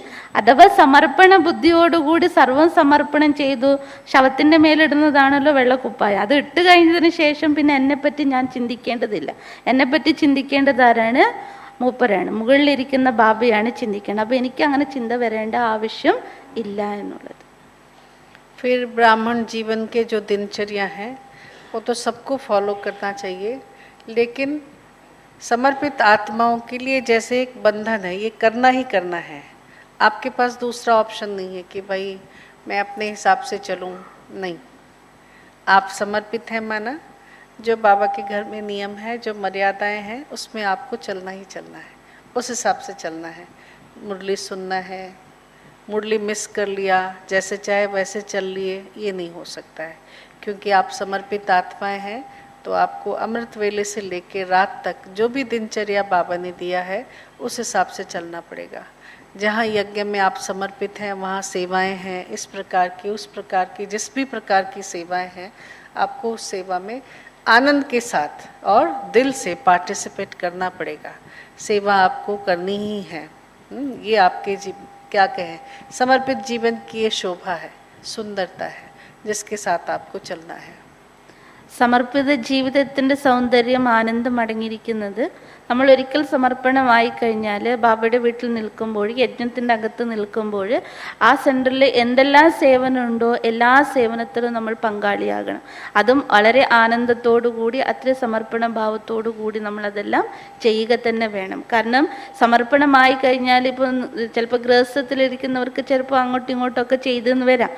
പക്ഷേ ബാബയുടെ കുട്ടിയായി മാറിക്കഴിഞ്ഞ് സെൻറ്ററിൽ ഇരിക്കുമ്പോൾ എല്ലാ നിയമങ്ങളും പക്കാ പാലിച്ചിരിക്കണം. അമൃതവേള മുതൽ മുരളി ക്ലാസ് മുതൽ എങ്ങനെയൊക്കെയോ തോന്നുന്ന സമയത്ത് മുരളി കേൾക്കുക, ഈ തരത്തിൽ അതൊന്നും പറ്റുകയില്ല. വളരെ കൃത്യമായിട്ട് കാര്യങ്ങൾ ഏതാത് സമയത്ത് ഏതേത് ശ്രീമതമുണ്ടോ അത് പാലിച്ചിരിക്കണം.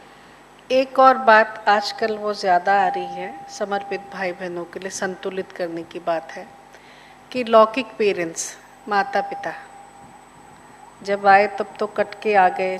माता पिता कौन, हमारे तो जगत माता, हम जगत माता जगत पिता बन गए, सारा परिवार हमारा है.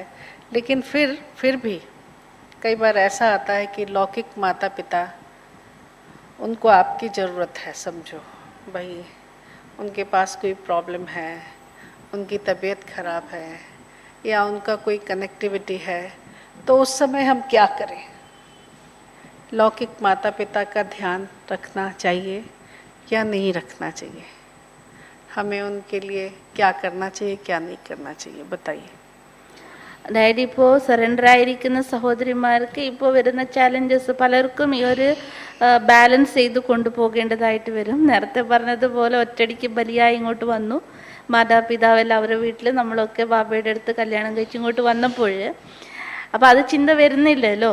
അപ്പോൾ ഇപ്പോൾ അച്ഛനമ്മമാർ പ്രായമായി കഴിയുമ്പോൾ നമ്മൾക്കും നമ്മുടെ സാന്നിധ്യം അവിടെ ഉണ്ടാകേണ്ട ഒരവസ്ഥ വരുമ്പോൾ, അപ്പോൾ ദീദി ചോദിക്കുകയാണ്, നമ്മൾ ആ ഒരു സേവനം, അവർക്ക് വേണ്ടിയിട്ടുള്ള സേവനം ചെയ്യേണ്ടതായിട്ടുണ്ടോ? पहले उसका एक सूक्ष्म कनेक्टिविटी आपको बताती हूँ. जब हम समर्पित होते हैं तो हमारे माता पिता हमको शिव साजन को अर्पण करते हैं. यही होता है ना. अगर मैं उस घर की बेटी हूँ तो बाबा कौन हो गया? उस घर का दामाद हो गया ना. अगर मैं उस घर की बेटी हूँ, लौकिक माता पिता की मैं बेटी हूँ, तो शिव बाबा उस घर का दामाद हो गया. तो उसकी भी कुछ रिस्पॉन्सिबिलिटी है कि नहीं है? आप उसको रिस्पॉन्सिबिलिटी ले लेने दो. अगर आप सोचते हो कि मुझे ही जाकर के उनका ध्यान देना है, आपकी औकात क्या, आपकी कैपेसिटी क्या है, आप उसका ध्यान रखोगे. जब वो ध्यान रखेगा तो आप सोचो क्या होगा. जब आप ध्यान रखोगे तो क्या होगा, आप यहाँ से ध्यान रखोगे, जब वो ध्यान रखेगा तो क्या होगा. तो आप अगर निश्चिंत होकर के ये रिस्पॉन्सिबिलिटी उसको दे देते हैं तो वो आपसे कई गुना ज़्यादा उनका ध्यान रखता है. मेरा मानना है कि हम उनकी बीमारियों को ठीक करने के लिए उनको दवाई टाइम पे देने के लिए जाते हैं, लेकिन जब वो ध्यान रखता है तो बीमारी दूर दूर तक आती ही नहीं है. അതായത് സമർപ്പണമായി കഴിഞ്ഞാൽ അച്ഛനമ്മമാർ പ്രായമായി വരുമ്പോൾ ഇപ്പോൾ നമ്മുടെ ചിന്തകൾ വരും, അവിടെ ആരുമില്ല, അവരെ നോക്കാൻ വേണ്ടി നമ്മൾ വേണ്ടി വരും, മൂത്ത മകളാകാം മകനാകാം, അത് തരത്തിൽ. അപ്പോൾ ദീദി പറയാണ്, അവർ നമ്മളെ കല്യാണം കഴിച്ച് അയക്കുമ്പോൾ അവിടെ ശിവബാബ ആരായി, വരനായി മാറിയില്ലേ. അപ്പോൾ വരനായിരിക്കുന്ന ശിവബാബ അവർക്കാരായി, മരുമകനായി മാറി.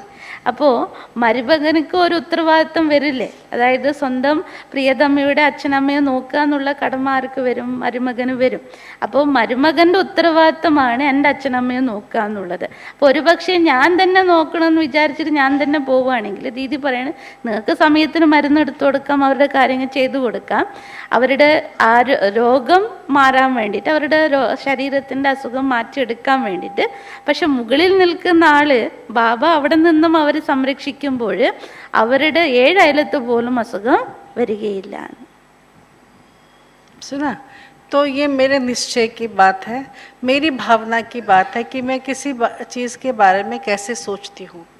लेकिन आज के तारीख में दादी प्रकाशमणि जी ने एक बहुत अच्छी चीज़ यज्ञ में नए सिर से इंट्रोड्यूस किया. वो ये है कि माँ बाप का ध्यान रखना हर बच्चे का एक ड्यूटी है. अगर आपके पेरेंट्स को और कोई भाई बहनें आपको नहीं है जो आपके पेरेंट्स का ध्यान रख सकें, उनकी आप ही औलाद हैं, आप ही उनके बच्चे हैं, तो ये आपकी ड्यूटी है कि आप अपने पेरेंट्स का ज़रूर ध्यान रखें. हाँ, लेकिन ऐसा नहीं कि भाई यज्ञ से कुछ करे जा रहे हैं और यज्ञ को पता नहीं है और हम अपने पेरेंट्स के लिए कुछ करे जा रहे हैं, नहीं, वो कुछ हमें नहीं करना है। हमें यज्ञ के साथ ही बाबा के ट्रांसपेरेंट होकर के अपने बड़ों से उनकी पालना करनी है। आज ऐसा समय है कि सेंटर्स बड़े बड़े हो गए हैं, रिट्रीट सेंटर्स बड़े बड़े हो गए हैं और उसमें अच्छे लोगों की ज़रूरत है, जो फेथफुल हैं, जो घर के हैं। तो हम ऐसा भी करते हैं, मैं तो ऐसा सोचती हूँ, ऐसा कहती हूँ कि अपने भाई बहनों को बोलती हूँ, आपके पेरेंट्स को बुलाओ, 6 महीने, 4 महीने, 8 महीने आकर के बाबा के घर में रहें। आपके लिए भी उनकी कुछ रिस्पॉन्सिबिलिटी है, बाबा के लिए जो भी ज्ञानी आत्माएं या सेमी ज्ञानी आत्माएं हैं उनको भी बुलाओ, बाबा के घर में ला करके रखो। तो हमको भी ज़रूरत है, बड़ा होता है, अभी रिट्रीट सेंटर है समझो, यहाँ भाई बहनें नहीं होंगे तो कैसा लगेगा। और बुजुर्ग भी हैं तो उनको एक कुर्सी डाल के वहाँ दे दो, ये लो डंडा पकड़ के यहाँ बैठो, कौन आया कौन गया देखो, तो भी ड्यूटी है। वो लोग भी अपने आप को यूज़फुल समझेंगे कि नहीं समझेंगे, तो भले उनकी सेवा करो इस प्रकार से, लेकिन फंस के नहीं, सुना, फंस के नहीं। अगर और भाई बहनें हैं उनकी वो सेवा कर सकते हैं, आप उनको सेवा दीजिए और आप उनको सकाश दीजिए, वो करें सेवा, स्थूल सेवा, और आप उनकी सूक्ष्म सेवा करें।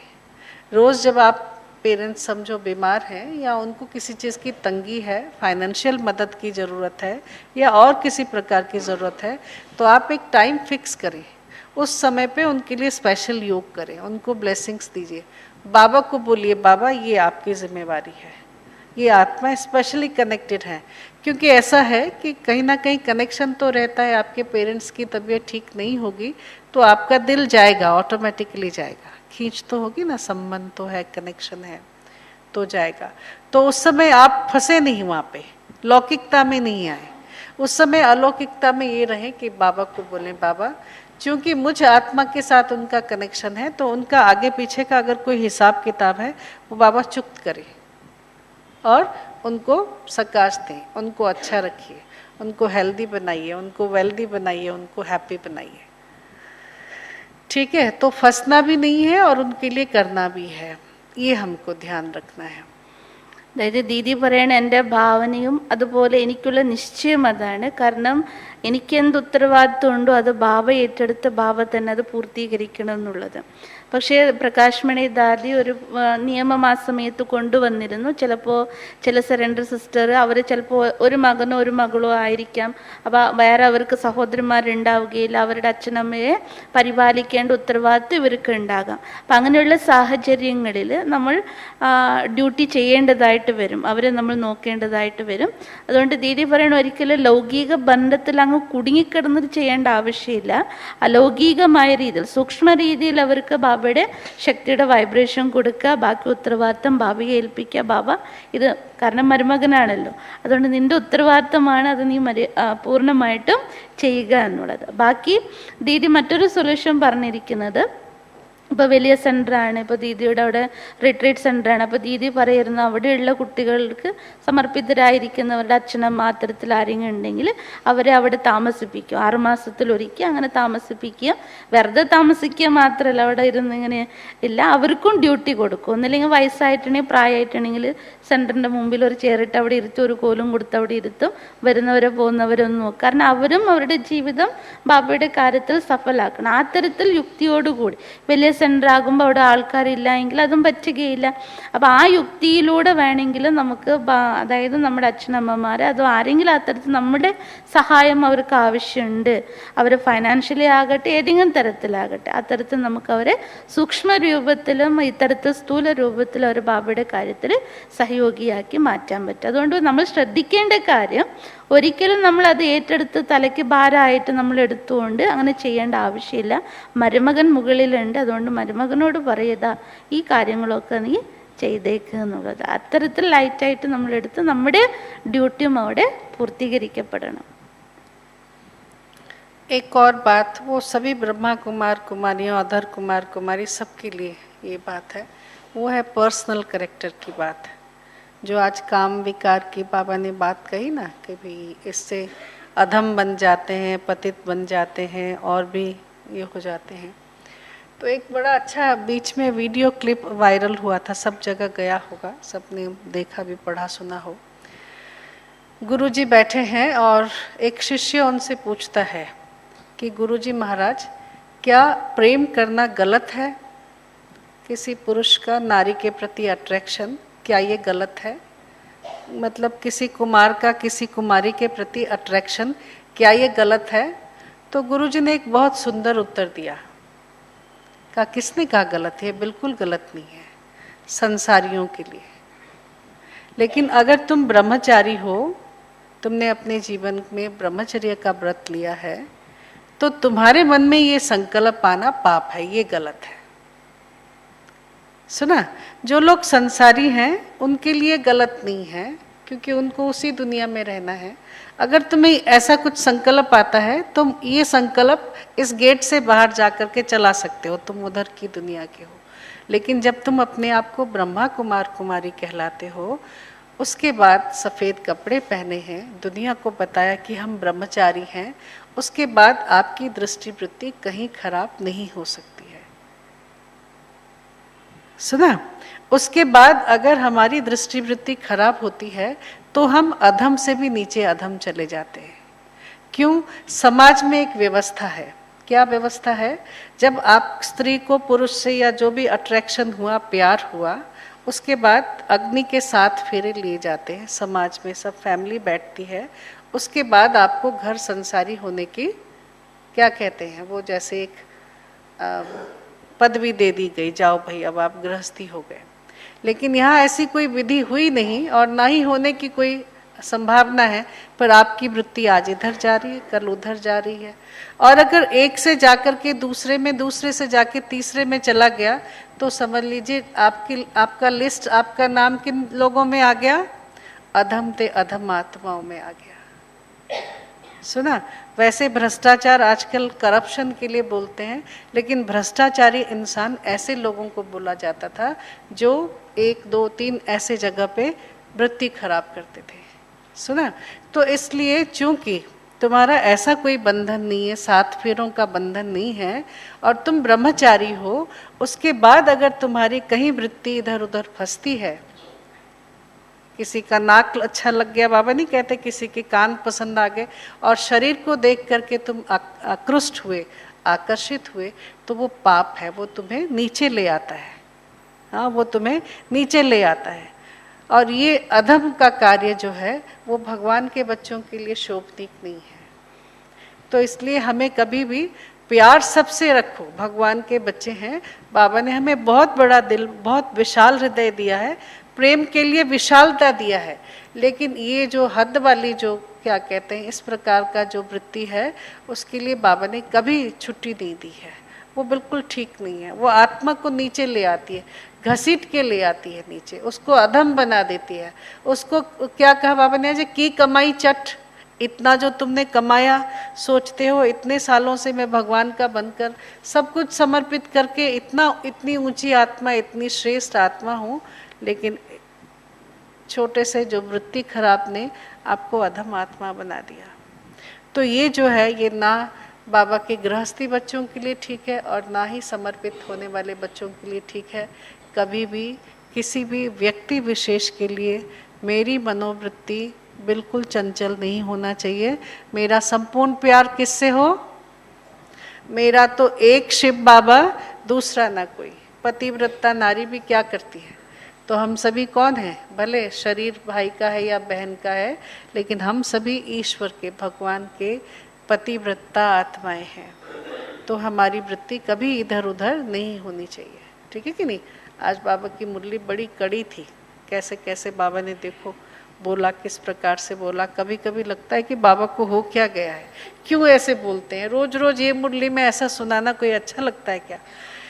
लेकिन भगवान को भी रोज ठोकना पड़ता है अपने बच्चों को देवता बनाने के लिए। बनाना तो है, और कौन बनेंगे? यही बच्चे बनने वाले हैं। हाँ, तो इसलिए एक इस बात का हर एक बच्चे को ध्यान रखना है कि मुझे कुल कलंकित नहीं बनना है। अगर मेरी वृत्ति एक दायरे से बाहर चली गई, मर्यादा में थोड़ा सा इधर उधर हो गया, तो मैं कुल कलंकित कहलाऊंगा। इससे अपने आप को बहुत बचा के रखना है, बहुत सेफ्टी में रखना है क्योंकि कहाँ वो आसमान चढ़े तो चाखे वैकुंठ रस, गिरे तो चकनाचूर। फिर अपना ज़मीर आपको छिपाता रहेगा, हाँ ठीक है। आपको अपने जीवन के लिए वो रिस्पेक्ट नहीं आएगा, साधारण सा जीवन लगेगा और ही ज़्यादा पुचपुचा जीवन लगेगा। हाँ ठीक है, जो हूँ ठीक हूँ, ऐसा ऐसा हूँ, ऐसा लगेगा। तो इसलिए अगर वो शानदार जीवन जीना है तो एक इस बात का हमेशा ध्यान रखना है कि मेरी वृत्ति शुद्ध हो, पवित्र हो। चूँकि मैं भगवान की वन्नी हूँ तो मैं कौन हो गई? माता पार्वती, जो जगत माता है, ठीक है कि नहीं। शक्तियों को क्या दिखाए? जगत माता के रूप में दिखाया है। और देखो सारे भारत पे जहाँ कहीं वहाँ शक्तिपीठ बना हुआ है, तो भाई का शरीर है या बहन का शरीर है, मैं कौन हूँ? जगत माता हूँ, शक्ति हूँ, शिव की शक्ति हूँ। ये स्मृति, ये वृत्ति और ये बैलेंस बाबा के हर ब्राह्मण बच्चे के लिए लाजमी है। कंपलसरी सब्जेक्ट होता है ना, जैसा वो, ये कंपलसरी सब्जेक्ट है। ബാബയുടെ ഇന്നത്തെ മഹാവാക്യം വളരെയധികം കടുത്തതായിരുന്നു, നമുക്കറിയാം. അപ്പോൾ ദീദി പറയാണ്, ബ്രാഹ്മണ ജീവിതം എന്ന് പറയുമ്പോൾ അത് ബ്രദർ ആവട്ടെ സിസ്റ്റർ ആകട്ടെ നമ്മുടെ ജീവിതം പ്രൗഢിയുള്ളതാണെന്ന് അനുഭൂതി ചെയ്യണമെങ്കിൽ ഇത് കമ്പൽസറി ആയിരിക്കണം. ഏത് കാര്യത്തിൽ? ബാബ എന്ന് പറഞ്ഞല്ലോ കാമവികാരത്തിൻ്റെ കാര്യം. നമ്മൾ കാമവികാരത്തിൽ പെട്ടു എങ്കിൽ അതം പതിച്ചു പോകും, അതായത് പതിതരെക്കാളും അങ്ങേയറ്റം പതനാവസ്ഥയിലേക്ക് പോകും. അപ്പോൾ ഇത് സമർപ്പിതമായവർക്കും അതുപോലെ തന്നെ ബാബയുടെ കുട്ടികൾ ആരാണ്? ഗൃഹസ്ഥികൾ, രണ്ടു പേർക്കും തുല്യമായിട്ടിത് പാലിക്കേണ്ട കമ്പൽസറി ആയിരിക്കുന്നൊരു വിഷയമാണ്. അതായത് ഭ്രഷ്ടാചാരികളാകട്ടെ അഥവാ ലൗകികത്തിൽ പോലും പതിവ്രത എന്ന് പറയുമ്പോൾ ഒന്നിൽ കൂടുതൽ, അതായത് തൻ്റെ പതിയല്ലാതെ ഒരാളിലേക്കും തൻ്റെ വൃത്തി ആകർഷിക്കപ്പെടരുത്.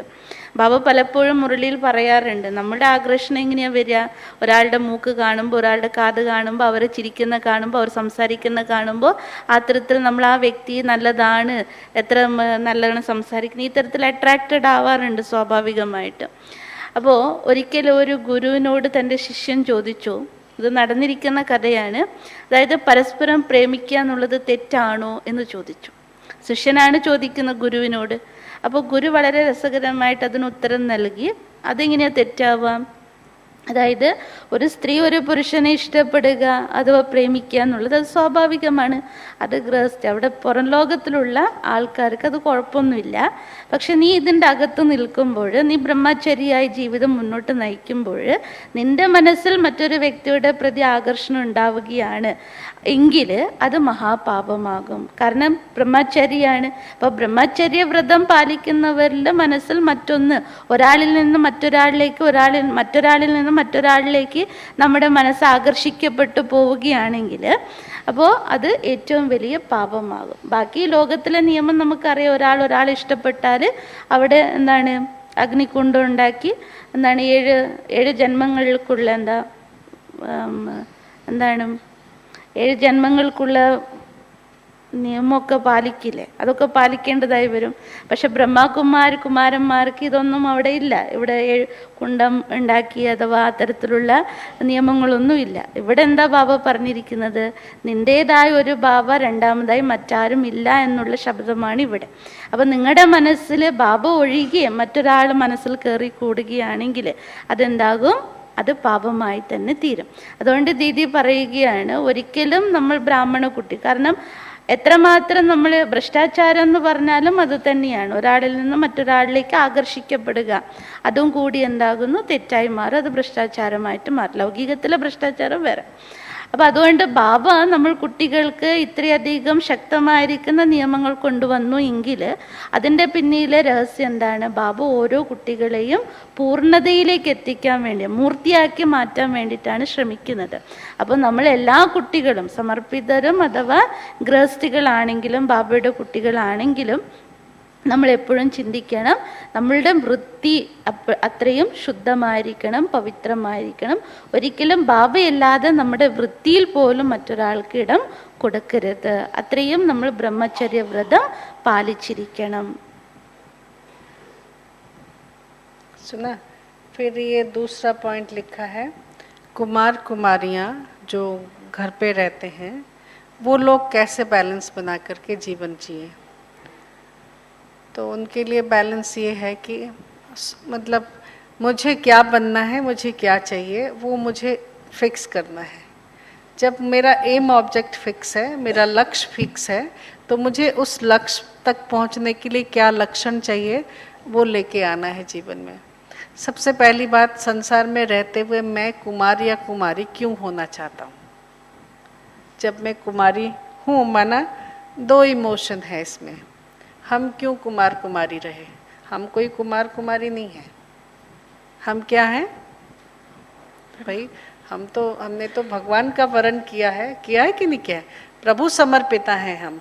ऐसा कोई मतलब वो वाला क्या कहते हैं, कोई आजकल नया स्टेटस देते हैं ना भाई, कौन सा मतलब सिंगल लोग हैं, ऐसे कोई हम सिंगल लोग नहीं हैं, हम कोई सिंगल नहीं है। क्यों?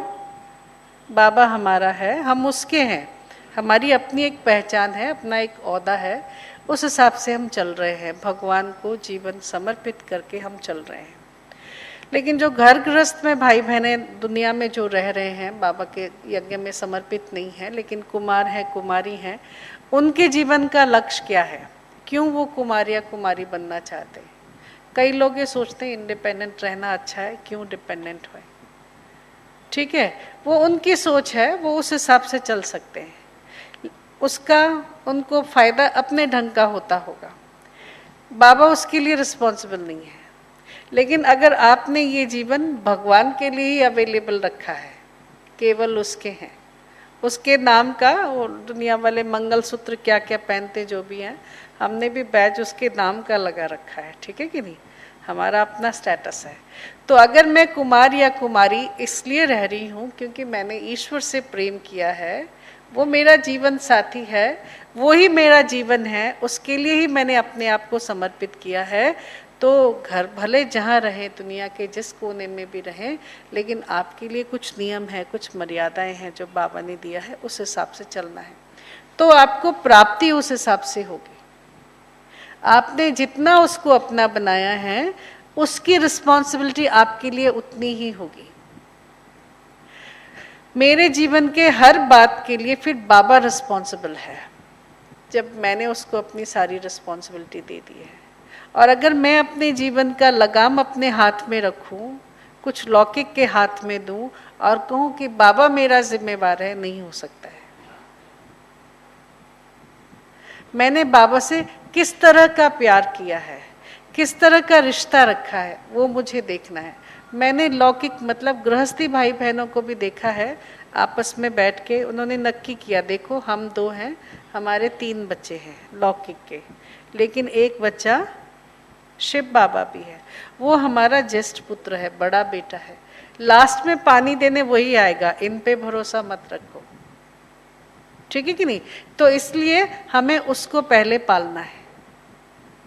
इन तीनों से भी पहली जिम्मेवारी हमारी बड़ा बेटा है, उसको पालना है। उन्होंने उस हिसाब से अपने जीवन को चलाया। और ये बच्चों को पर लग जाता है तो कोई अमेरिका चला जाएगा, कोई ऑस्ट्रेलिया चला जाएगा, कोई कहाँ चला जाएगा, लेकिन वो एक ऐसा बच्चा है जो कभी साथ नहीं छोड़ता है। वो आपको 1 मिनट के लिए भी अकेला नहीं छोड़ता है। बुढ़ापे का क्या सहारा, वो आपके जवानी का भी सहारा है। जब आप स्ट्रांग हैं तब भी वो सहारा है, आपके आसपास है, हर समय आपके साथ है, ठीक है कि नहीं। तो मैंने बाबा से कैसा रिश्ता रखा है, वैसा ही वो रिस्पॉन्ड देगा। बाबा बहुत श्रूड बिजनेसमैन है, इतना सहज नहीं लेना उसको। हाँ, हर चीज़ का कैलकुलेशन रखता है वो, आपके इमोशन का हर एक धड़कन का कैलकुलेशन वो रखता है कि आपका दिल उसके लिए किस प्रकार से धड़कता है, किस प्रकार से आप सोचते हैं उसके लिए, किस प्रकार से आप करते हैं। तो उस हिसाब से आपको फिर बाबा का रिस्पॉन्ड मिलेगा। और अगर आप सोचें कि नहीं बाबा बाबा तो करता हूँ, लेकिन ध्यान सारा तन भी खर्चा कर रहे हैं लौकिक वालों के लिए, मन भी खर्चा कर रहे हैं लौकिक वालों के लिए, धन भी खर्चा कर रहे हैं, और तो और हमने देखा कि बाबा के परिवार का जो रिश्ता है वो लौकिक वालों के लिए खर्चा करते हैं।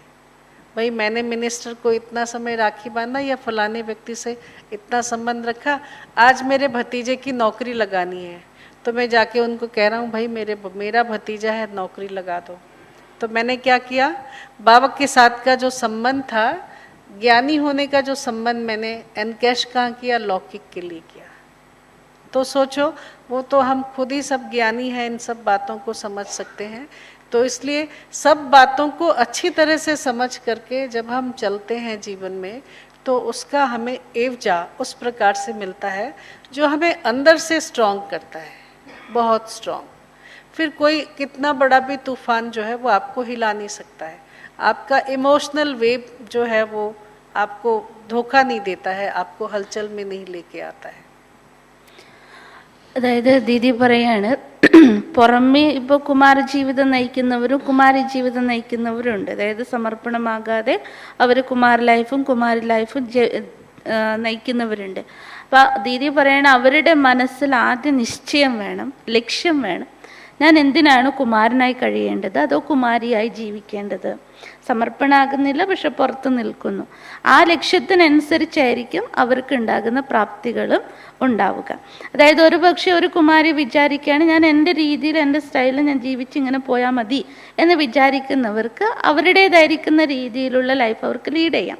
അതിലവർക്ക് സന്തോഷം കാണാം, പക്ഷെ അതിൽ ബാബ ഒരിക്കലും റെസ്പോൺസിബിൾ ആയിരിക്കില്ല. അതേ സമയത്ത് ഞാൻ വിചാരിക്കുകയാണ് ഞാൻ പ്രേമിച്ചത് ബാബയാണ്, എൻ്റെ ജീവിതം ബാബയ്ക്കുള്ളതാണ്, എൻ്റെ എല്ലാ കാര്യങ്ങളും ബാബയ്ക്കുള്ളതാണ്, ബാബ ഇല്ലാതെ എനിക്ക് മറ്റാരും ഇല്ല എന്ന സമർപ്പണം മനസ്സോടുകൂടി നിങ്ങൾ ലൗകികത്തിൽ ഇരുന്നു കൊണ്ട് എവിടെ ഇരുന്നോട്ടെ, ജോലി ചെയ്യട്ടെ, എന്തോ ചെയ്തോട്ടെ, പക്ഷെ ഇത് മനസ്സിൽ ഈ ലക്ഷ്യം വെച്ചിട്ടാണ് നിങ്ങൾ കുമാരനായി കുമാരിയെ ജീവിക്കുന്നെങ്കിൽ ബാബയുടെ നിയമമര്യാദകൾക്ക് എല്ലാ നിയമമര്യാദകളെയും പക്കാ പാലിച്ചുകൊണ്ട് നടക്കുകയാണെങ്കിൽ അതിന് പൂർണ്ണ ഉത്തരവാദി ആരായിരിക്കും? അത് ബാബയായിരിക്കും.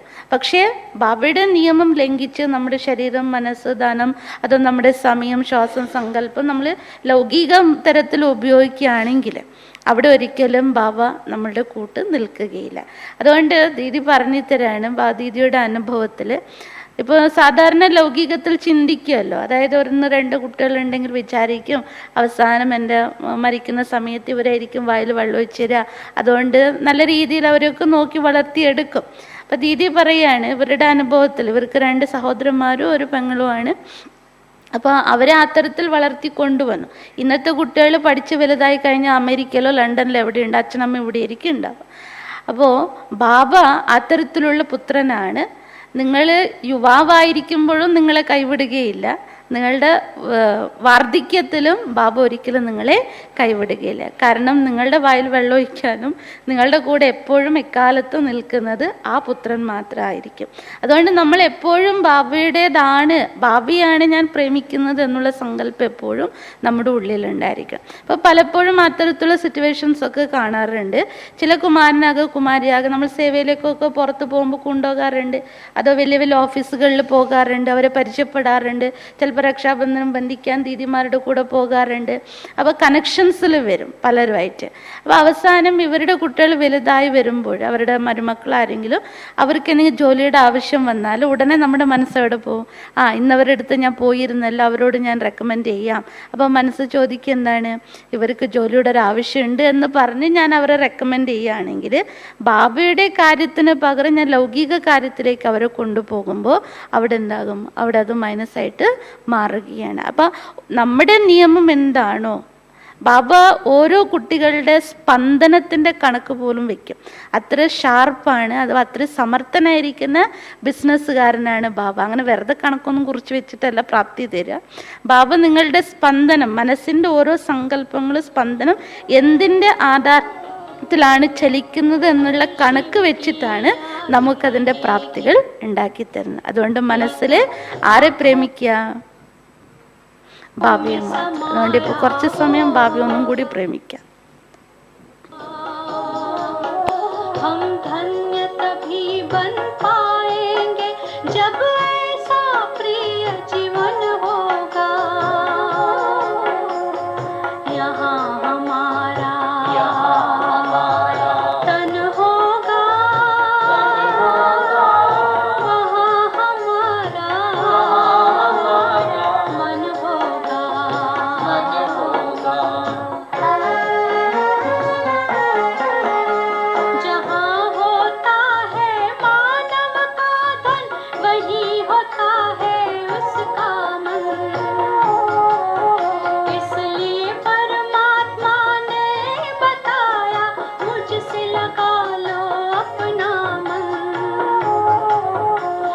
ऐसा नहीं कोई ज़माने में रचना रचता का ज्ञान जिसे, पर ऐसा भी बनना होगा नहीं कभी अभिमान